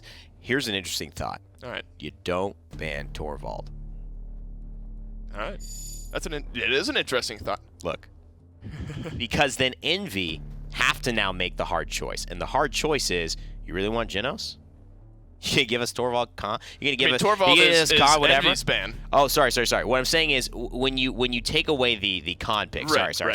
We take away the Khan pick, you're gonna say, okay, we're not gonna ban Khan. So you're gonna get Genos. We're still gonna get our Khan. Typically, the ban would have been Khan there, right. and they weren't able to get anything. Envy would just have the Genos. They'd be having to work with the Barrack Ashe. Now Khan gives you that level of damage enough to where you don't need a damage amp. Right. And that starts to give Na'Vi a chance to turn it around. And it's a big pick for Phoenix. And it's another threat on the board Envy are going to have to plan around. I agree. I think that's the way they were thinking about it. I definitely think that's where they went. But Genos, that's been the big swing pick so far in this set. And Envy do get Genos. Khan already taken for Na'Vi. So Ashe, Barrack, Inara still around for Envy, depending on which direction they choose to go with it. So, I mean, it's not as if they're lacking in frontliners. And Bomb King is big. It's a pick ban for Random Noob. That's who a has shown creative buff, a right. large propensity to go to Eevee whenever Creatives isn't playing it. He's also played the Maeve once as well, but we've also seen that be Rock Monkey's choice of preference. And they're going to go back to the Maeve earlier. It's starting to become a huge part of their just standard lineup. The huge thing, though, is Cassie counters Maeve. That ult gives the team wide vision, and so I'd expect them to go for a Cassie here very soon and forego the Imani altogether on Na'Vi. They absolutely could, and it's sort of an ultimate for an ultimate tit for tat. Cassie getting hovered would definitely have a little extra utility for a Cassie ultimate. That, I mean, they just sort of throw it out there, give me some vision, but now actually having it as a counter to another ultimate, that's really big in this case, as well as the damage you get. And they get Barrack, who's been great for Lazy up to this point. They'll be happy with their draft. But Envy really haven't shown, I mean, we'll see in their next two picks here, but as you said, Maeve either is Rock Monkey or Random Noob, depending on where this last damage pick goes. So they haven't really shown too much of what direction they're choosing to go. Inara getting hovered here. Tolki's kind of had mixed success through this set on the Inara. Inara in general, as we've talked about, has had mixed success. I mean, that might even be generous. She just hasn't really had a great set on either team. Not necessarily on a specific player, but either way. 39% win rate, an 87% essentially pick ban rate. Pick ban, right. So she's not winning a lot. She's losing heavily quite valued. Often. And maybe not performing up to that standard. Damba rounding out the Na'Vi lineup. Imani and Nara rounding out the Envy lineup. What does that tell you on the side of Envy? Imani and Maeve, what champions go with? Extremely dangerous. Envy could snowball this. I mean, anybody with that kind of damage and potential with a Genos could snowball it. But Na'Vi being in the second pick position, which is where they've struggled because they have to give up that Genos or that Khan, right, or ban him away, is now in a position more so than I've seen throughout the set to actually tie this up. Remember, it's one game now. They're still fighting for their lives. 3-3, then it's anybody's ball game. Envy's starting to feel the pressure. They know they've got to close here. Otherwise, they've got a chance to actually lose this set. Yeah, it's going to be hard if it goes down to a Game 7, especially if you're on the side of Envy, knowing you've let it go that far. It's 3-2. It's Bright Marsh. Let's see how it plays out. Thank you, gentlemen. Could be the last one here, as now on set point, Envy get the chance to select this map, and I think they feel pretty good about their drafts. I like the adjustments. Genos has definitely played a bigger role than I thought he would between Na'Vi and Envy, but that's the way it is, and I'm happy to finally see it go that way. If it weren't for the fact that I believe in Inara on this map, she has lost every That's your presidential game slogan. this set. I believe in Inara.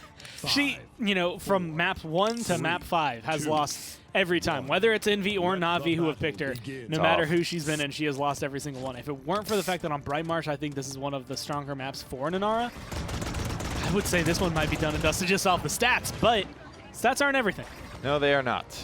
I feel that has a little bit to do as we see First Blood go the way of Na'Vi with just the more aggressive way these games are being played today. She's the premier tank in a passive, control the point type of objective, and that's not quite the way the games are being played nowadays. Rock Monkey finds a return kill on a Phoenix. 48% in climbing for Na'Vi on the objective.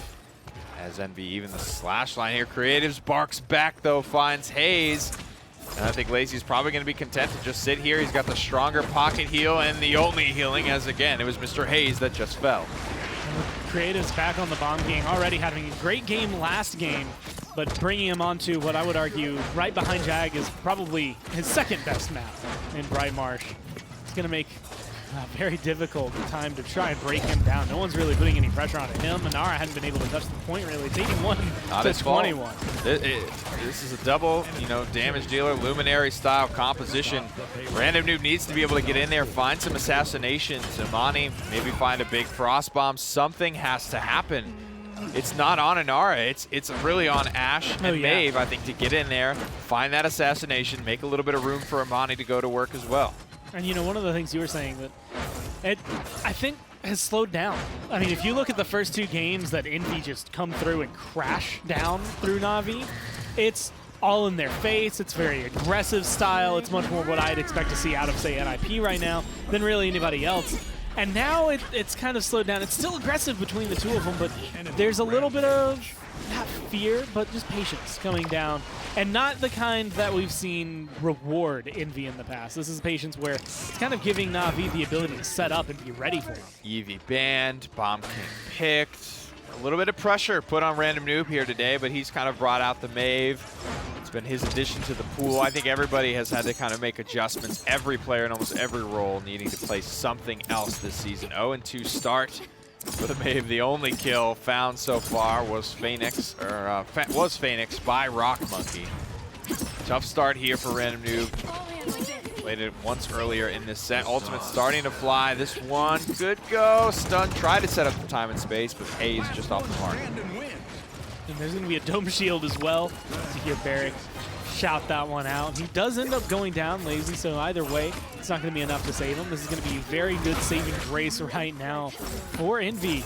And you could see that if you didn't notice it. That was a frost bomb that came out. Just immediately popped by Rock Monkey to be able to get not only the root, but the damage out and just burst down Phoenix as fast as possible. And that's, I think, been the big thing. I haven't seen Rock Monkey making as crazy plays as we would expect so far.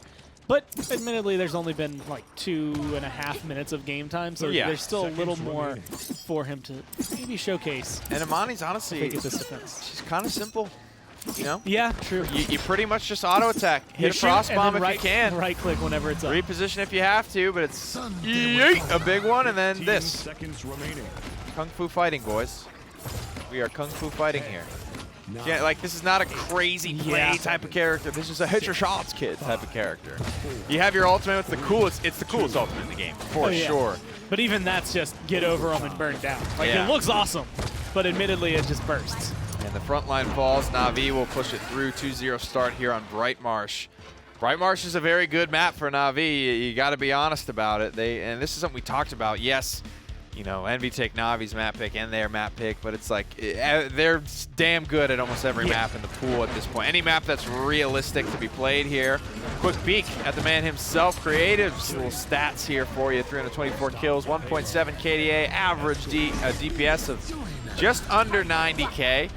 Part of that's affected by the fact that Na'Vi just put people in the dirt so damn quickly that, sometimes you get out of the game in 6 minutes. 88K still a good, and he's already marching pretty damn close to that number at 40K with a 2-0 lead.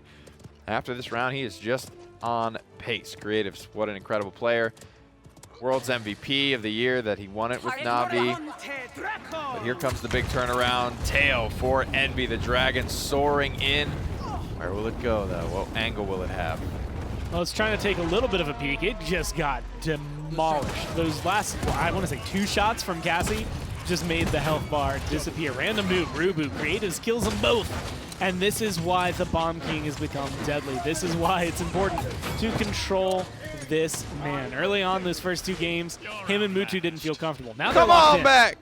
Huge over. Did you see that? Overpower snags Imani out of the sky as she was Frostfire gliding away. Now, it's not hitting a soaring Eevee, but it's still a skill shot, and it's still something I think should be commended there. Nice pull from Phoenix to make sure that the boys can stay in control of this point fight. Now you're locking down probably one of the biggest kills. There's going to be a through time and space. It will connect on Phoenix, but you'll lose 2 members for it. Might not be worthwhile. A Dread Servant and some bombs. Creatives is just doing so much work. Spunky's so damn good. Really good control, and just knowledge of, like, I need this in this situation. You see him pop some Dread Serpents sometime. They might be on a 1-person, 2-person, but I really feel at this point with so much damn Maldamba under his belt, it's really with the knowledge of the entire situation and just saying this is worth it. I'm gonna stay alive here. I'm gonna grab this payload, and the boys can just continue to do whatever they want to do. Big shout out to the bearded wonder that is Spunky, that keeps Na'Vi alive and keeps them looking so damn good. I mean, this game already up 3-0 does not look like we're going to see Na'Vi slowed down. This might cause a little bit of a pause. Spunky, Phoenix both losing their lives. As a little bit of a reprieve here for Envy, but I mean, I can't think of a better word to describe this match than rough. It has just not been going their way. I mean, Rubu's 2-7. Yeah. Tolki's 3-5, and for an Inara, that is pretty big overall. Whereas Creatives on the other side is 12-2. I think the problem is way more than just him, because you have everyone except for Phoenix looking positive. But the fact that he's getting 12 of these killing blows, the fact that he's been part of so much, is showcasing a lot about this bomb game. And again, I restating the win condition here for Envy is I feel this Ashe, the Imani, and the Maeve. I don't really feel Genos and Anar really have that synergy. You need to use this heal over time and this bonus damage to get these assassinations, get these kills. I think it's, what were the slash zones? 2-7 for Rubu and 2-5, I think, for Random Noob, and before those couple of kills came through. That just ain't going to cut it, brother. You gotta step up. Gotta step up to the gotta plate. hit your This is a closing game. This is the time to close the big set. And that's the thing is, you know, maps 1 and 2, it's aggressive. We want to say map 3, Na'Vi win in a pretty handed fashion on Jaguar Falls. Once Envy hit that third map, it becomes the closeout, right? Everything from that point on should be treated with the all we have to do is win this. All we need is this. But it's the same thing as game 1. It's the same thing as if you were down 4-3. Like, you can't approach it with the mentality of having, you know, any lacks, I want to say.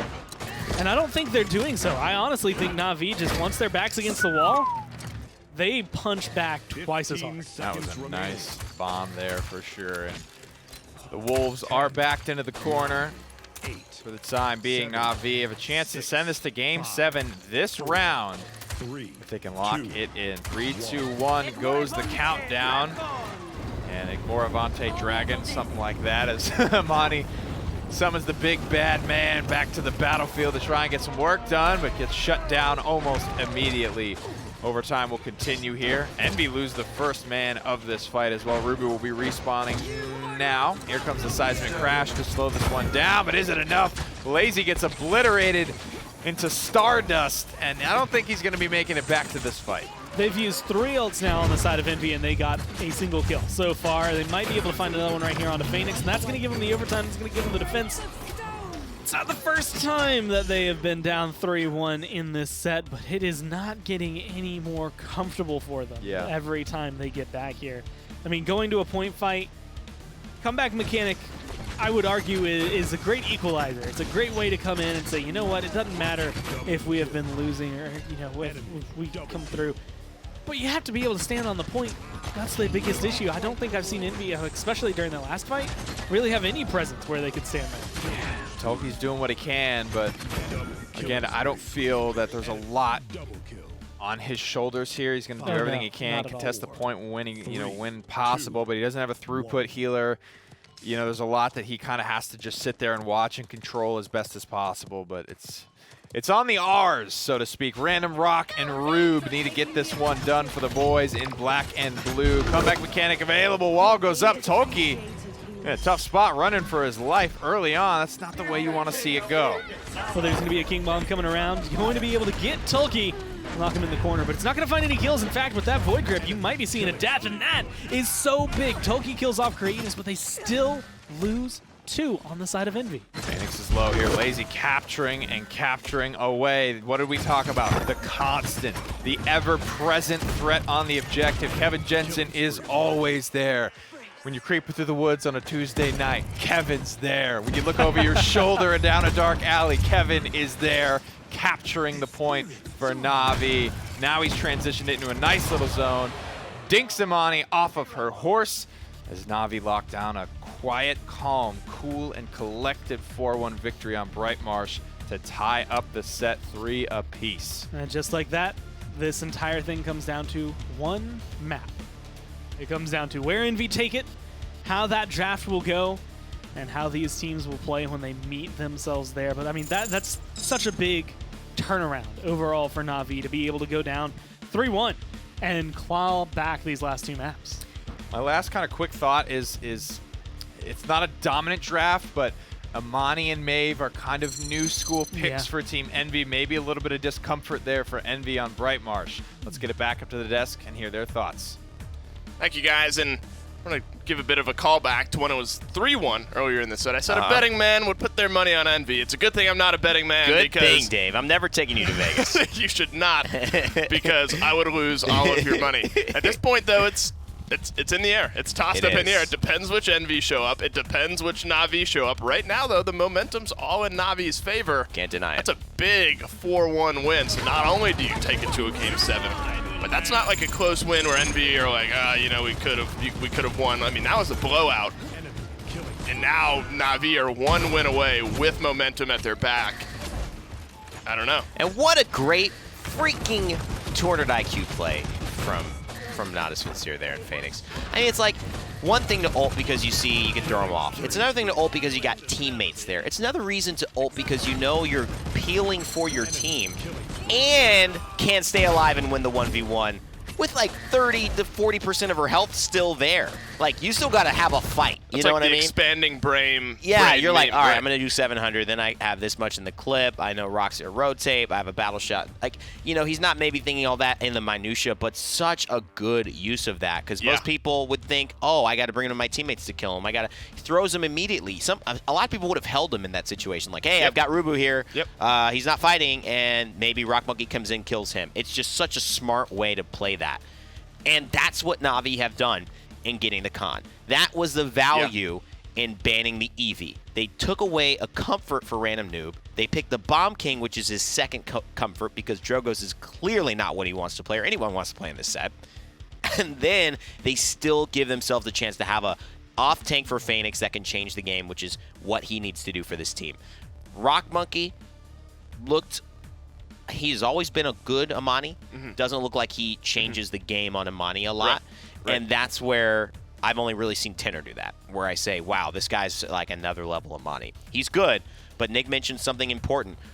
Maybe they didn't get the comfort picks that they really wanted there. No, and I think it's not that Envy didn't draft bad. I think they had a good lineup, but I think Na'Vi drafted perfectly. I think that's like an A+ to like an A- draft. You know what I mean? But it was like just enough of an advantage, even down to the little things. The Cassie ult, that completely negates one of Maeve's biggest things. Her ultimate is just no longer in a lot of those fights. Well, we're down to the dregs, the bottom of the barrel. These teams are pretty much just picking what's left. They've shown what they're comfortable with already. We're down to whatever's left. Ice Mines is whatever's left. And this is a map that teams have shown some propensity for interesting picks. Who played Renegades last? Because whoever did that had to prep Ice Mines quite a bit. Because Renegades have always gone to Ice Mines in their first 2 picks this entire season unless it was banned. Well, we see them later today, so if you're listening in... We'll find out. So Envy here change it up. They ban the Amani. Yep. And this now opens up Khan, Genos, and Atlas, which is the problem. Envy banned Atlas last time, but Atlas is good for Rubu, and Phoenix likes it. Imani, not that great for Rock. Rock's better on other champions, so they actually put themselves in a hole there because they didn't bait into it. Now, Na'Vi, even if they take off the Atlas, are giving Envy their choice of Khan or Genos. And at this point, I think that you're probably better off.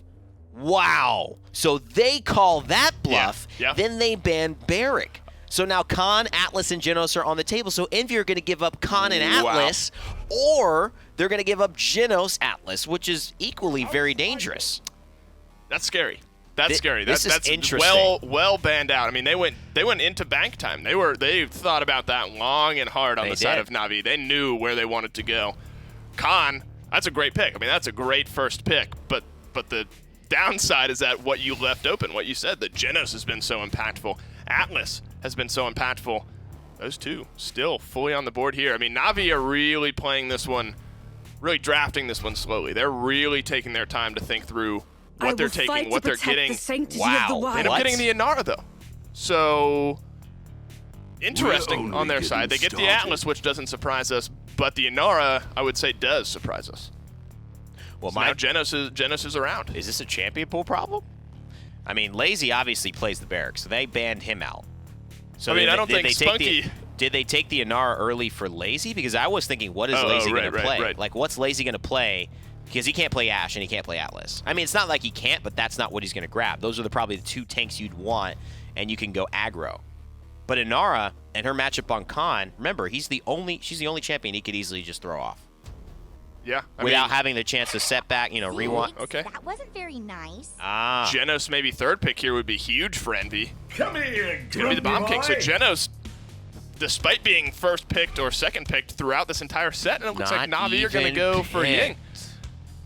I mean, there's obviously strategies here at play that, we're just speculating based on what we see. So these teams obviously have something prepared that's not necessarily out just yet. Damba, maybe Ying being hovered here for Na'Vi, showing maybe a little bit higher priority for one of those 2 healers.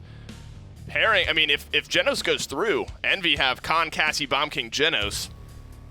That's where you want it. That's where you want a Genos. You want a Genos in. Envy are worried though. Mr. Hayes has lost the last couple of games here. Okay, so Tyra, and that gives them that damage amp that they need. So they're going about it a different way. They're trying to.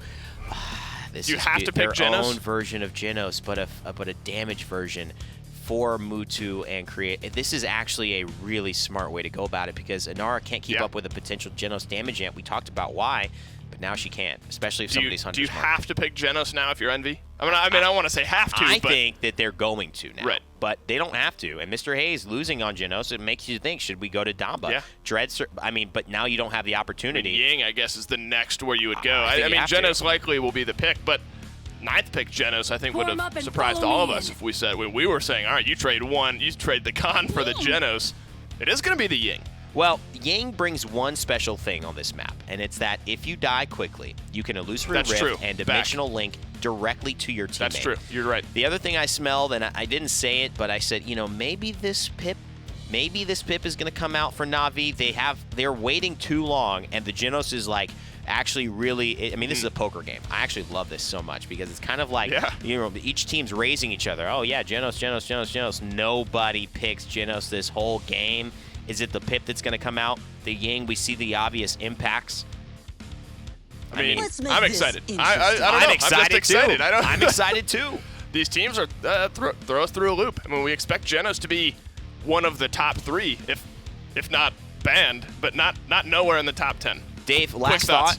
Khan and Ashe aggressive. They have to get into the aggressive state of mind. Inara is going to sit on the point, and Atlas is going to try to prevent that as much as possible. But the Hunter's Mark and the Pip, see how those 2 combine. That's the deadly win condition for Na'Vi. Absolutely. It's Game 7. It's Ice Mines. Nick, Gore, have some fun. I like this one, and we certainly will have fun. We've had fun the whole damn time. It's been a banger of a set to get this one started. What is just Thursday? We still got Friday up tomorrow. There's still another set today. We're cooking. We're cooking this week here in the PPL. I like what I've seen from both sides. Yeah. This feels very Game 1-esque from Team Envy. Everyone has something they're pretty comfortable with. Everyone has something they can brawl with. Just take a 1v1 on any of those characters and feel pretty good about it. Well, I can't think of a more 3-3 map to go to than Ice Mines. Whenever you see that scoreline at all, usually you come here. But I think it's worth noting, Evan had kind of mentioned this on the desk, but Envy, when they played Renegades, did pick up Ice Mines, at least the last time I remember it. They took that away from them because Renegades had been very big on that. And then the last time I think we saw Envy play on it was against the Knights, and they won as a 4-1 in that map. So they know the map. They can control this map. Phoenix looks like he probably made the 5-man Untamed. Everybody's taking the Tyra title here. It's their good luck charm. Natives pulls it out. It's been a minute, too. They haven't pulled out the Tyra quite so often. As we get in here, shout-outs to Conrad, new observer. Done a great job today at covering this best-of-7 all-out war between 2 of the best to ever do it. Na'Vi and Envy, Game 7, it's Ice Mines. The point fight is underway, 9% to 6%. Early poking out here. Again, this feels very Game 1, you know what I mean? Just like they're almost feeling each other out for the first time because there's really so much on the line here. After Envy, we're up 3-1. Na'Vi tie it up 3-3, and this could go either way. Na'Vi worked so hard to get back into the score. They don't want to be the first misstep, and they don't want to lose control. I would argue this is very much not only like game 1, but kind of like Ice Mines. Like it's a new, fresh take. You have to play it differently, and that is going to be a very big kill. Phoenix made strides on this Atlas, enough that it was banned and picked away from him by Envy since then. But now they lock it down, 81%. It's a lot to come back on, but I mean, this is Ice Mines. You have plenty of time. There it is, 45-81. What the cleanest disengage of 2019 from Na'Vi. They lose Phoenix, and everybody else is Ghost. Before Envy were able to turn around and extrapolate that into a bigger and bigger lead.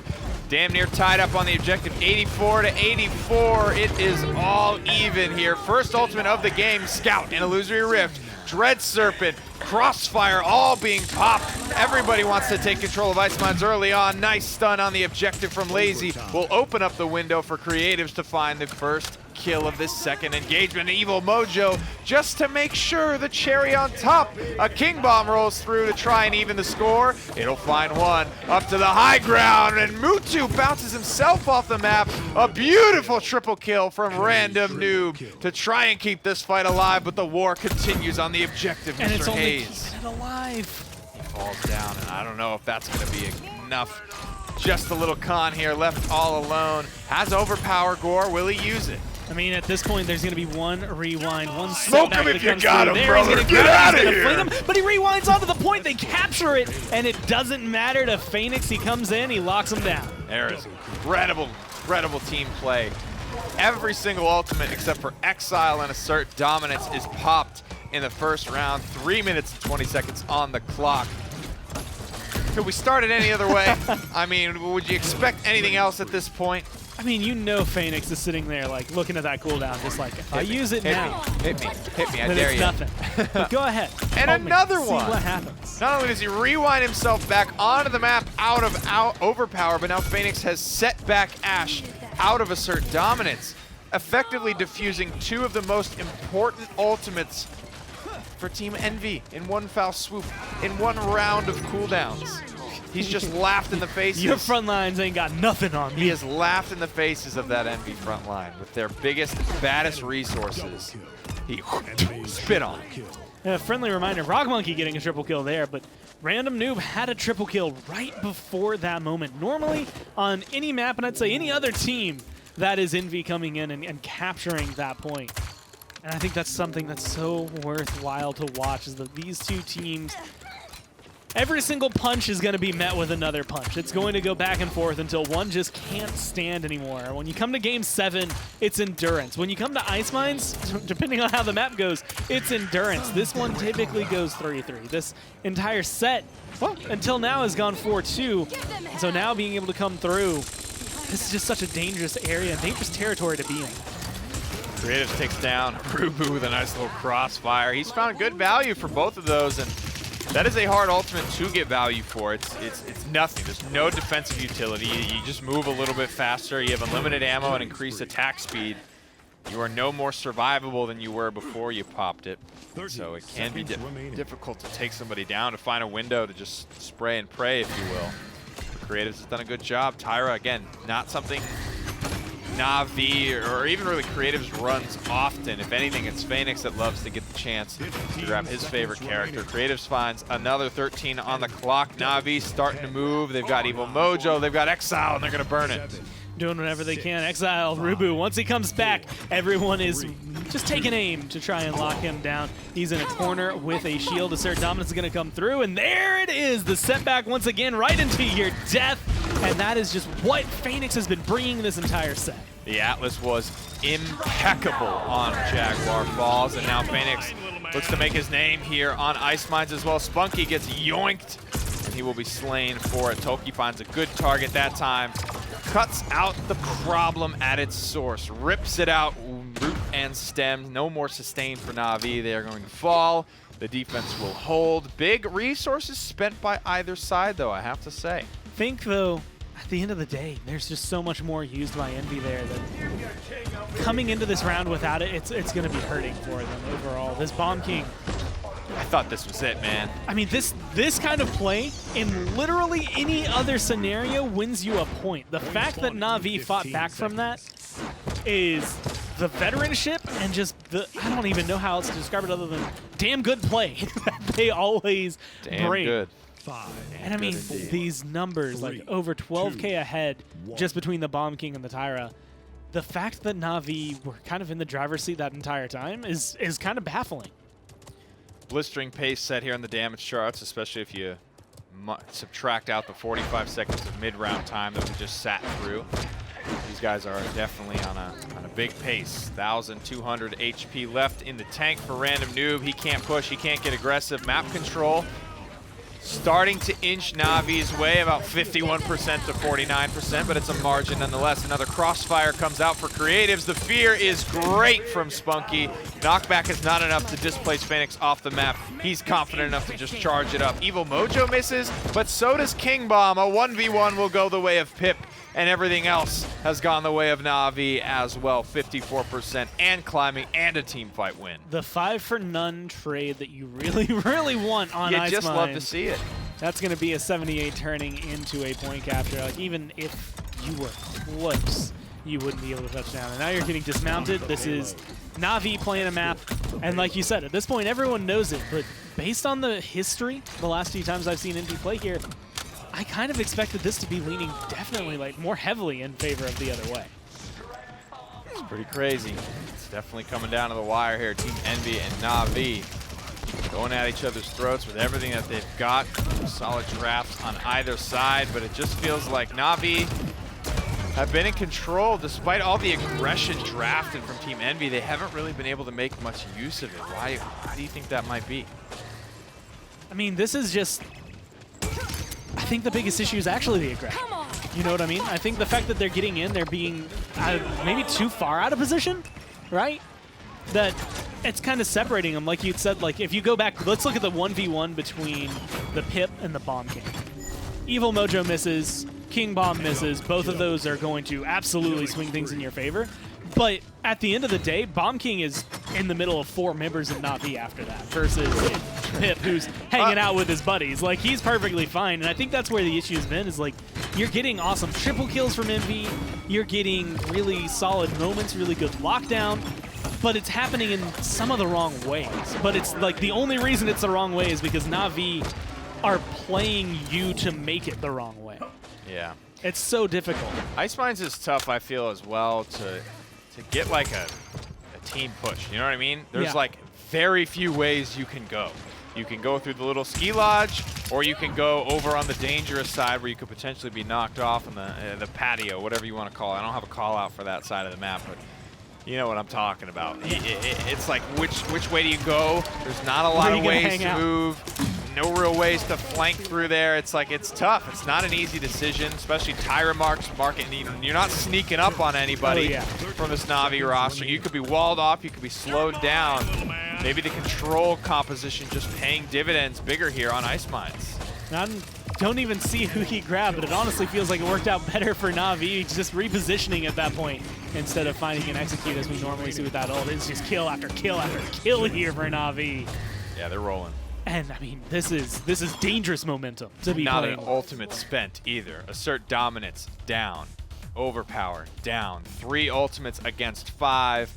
A 3-1 lead after being down 1-3. Na'Vi claw and fight and brawl and bruise their way back to the top here. In control of the set at the moment here. Tied up 3-3 apiece. Game 7 on Ice Mines. Na'Vi leading 3-1. Kevin Jensen, the constant, if you will. Always capturing, always pressuring, transitioning to zoning, as you can see, when he needs to. Whether he's on Barrack, whether he's on Inara, finding good damage, finding good presence in these fights. 8-4 is his slash line, damn near the best in the games. 8-4 for Creatives as well. Dead tied there. Couple of master ridings coming out. Na'Vi, smoke him if you got him. 5 ultimates. Credits are spent.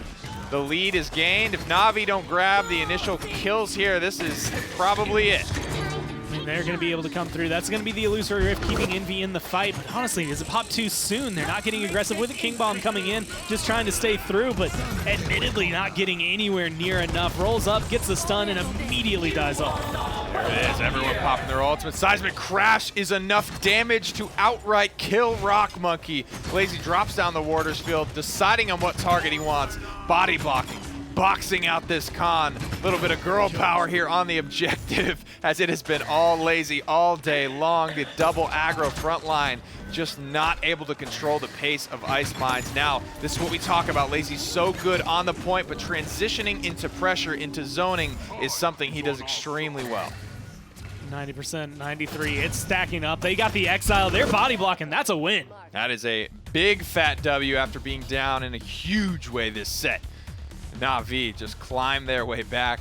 I'm sure they feel great about that, but on the converse side, you got to look at Envy after being up 3-1, feeling so good. Coming off a big break, no games for like 2 weeks, having a lot to prove. This would have been a great win to really put their foot down and say, we're back. They did take it to 7, but you got to say throwing away a 3-1 lead is very, very tough to swallow. I mean, I have to give it to them. If this happened, I want to say 2 weeks ago, if we see week 6 Envy up against this Na'Vi, I think it is a 4-0-4-1 for Na'Vi. I think the fact that it goes 7 games, the fact that you saw Na'Vi have to go deep into their pocket. Like, Phoenix had to change whatever he was doing in those first 3 games or first 2 games to be able to find themselves anything to come back. So it was very big for Na'Vi. Well, it's all smiles and hugs down here regardless. It doesn't make the loss any easier to take. You can read that a little bit on Rubu's face. That does it here. The boys in black and blue fall to the ones in black and yellow. Let's get it back up to the desk to hear their final thoughts. I mean, I don't know. That is the PPL. There you go. I mean, a reverse, what a way to start the as day. close to a reverse sweep as you can get. I mean, you look at the Envy side. That's heartbreaking is the word that I have to say. I mean, it's. I hate to say it's just another week in the PPL, but that would have been a statement win for a team that has had a struggle to really get moving. Yeah. The good to take away though is they did when they looked good this set. They looked really, really good. Right. But then losing 3 straight to round out the set, I mean, that is heartbreaking. It's the only word I can think of it. But then you have to look at the good on Na'Vi's side. They really kicked it into another gear the last 3 games of this set, and they come away with the win. Yeah. Outstanding from them. I think there's 2 big takeaways heading into the next phase of this as well, knowing that Kanga Renegades are on the table for both these teams. Yeah. You know, you have to, what we've seen from Envy is that they've improved their play. They understand the meta more significantly well. Yep. They got caught out a little bit with these last few drafts. I agree. Still, no one is able to really deal with the Pip effectively. That Andra was the closest thing we've seen. The Maeve lost its luster once the Cassie started getting picked. And Na'Vi, give them all the credit in the world, because I think this is less about Envy. I think this is more about Na'Vi I agree. playing everything to their favor. These drafts at the end, I mean, from the Tyra, when the Genos was just overlooked by both teams. Not overlooked, but passed purposefully to still find that bonus amp to give Lazy the finishing power that he needed.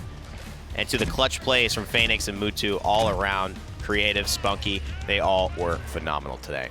And what this says to me is that I'm now scared of playing Na'Vi, almost as scared as I am of playing in a against best of NIP. 7, Right. absolutely. I mean, almost as scared as I am of playing NIP. Nobody's shown that they've been able to beat NIP yet, but the closest team who's been there to doing it is Na'Vi. I think standings, we'll see those towards the end of the day.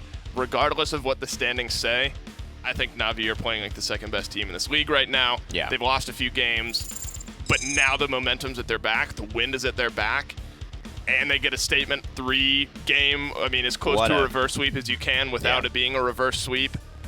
They're playing out of this world. I mean, there's nothing short of just great play.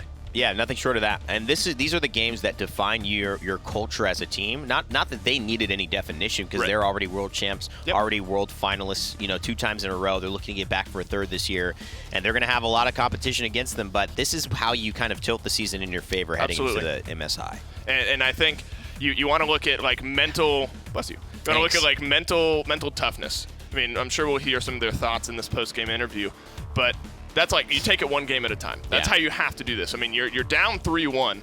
It's so easy to say, oh, we got to win 3 straight to take this. Envy are playing so much better right now, but you win 1, now it's 2 games. You win 1 more, now it's 1 game. It's a slow process, and they show that they were mentally tough, and that's a big takeaway as well. Not only do you get the win, but you've proven to yourself as a team that we can fight from a big deficit from behind and find the win. And like I said, that's a scary team to go against now. Yeah, now, MB, the one thing that we have seen with them is that they had a hard time when they took their first loss, bouncing back the next day, and it kind of snowballed.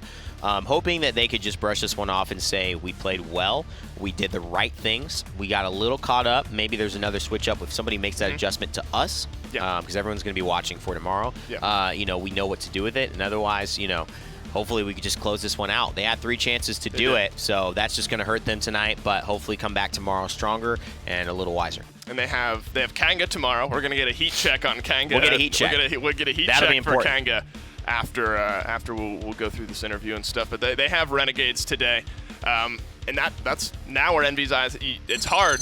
You gotta take the good, take the bad from this matchup, but then move forward. You can't perform tomorrow with the weight of today still. It's harder to do. You won't perform well. It is harder to do than I'm. Of course, just forget about today, move on.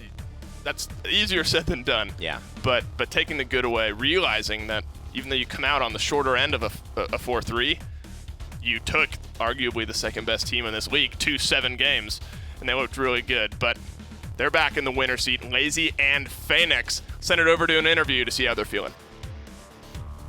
Congratulations, guys. A 4-3.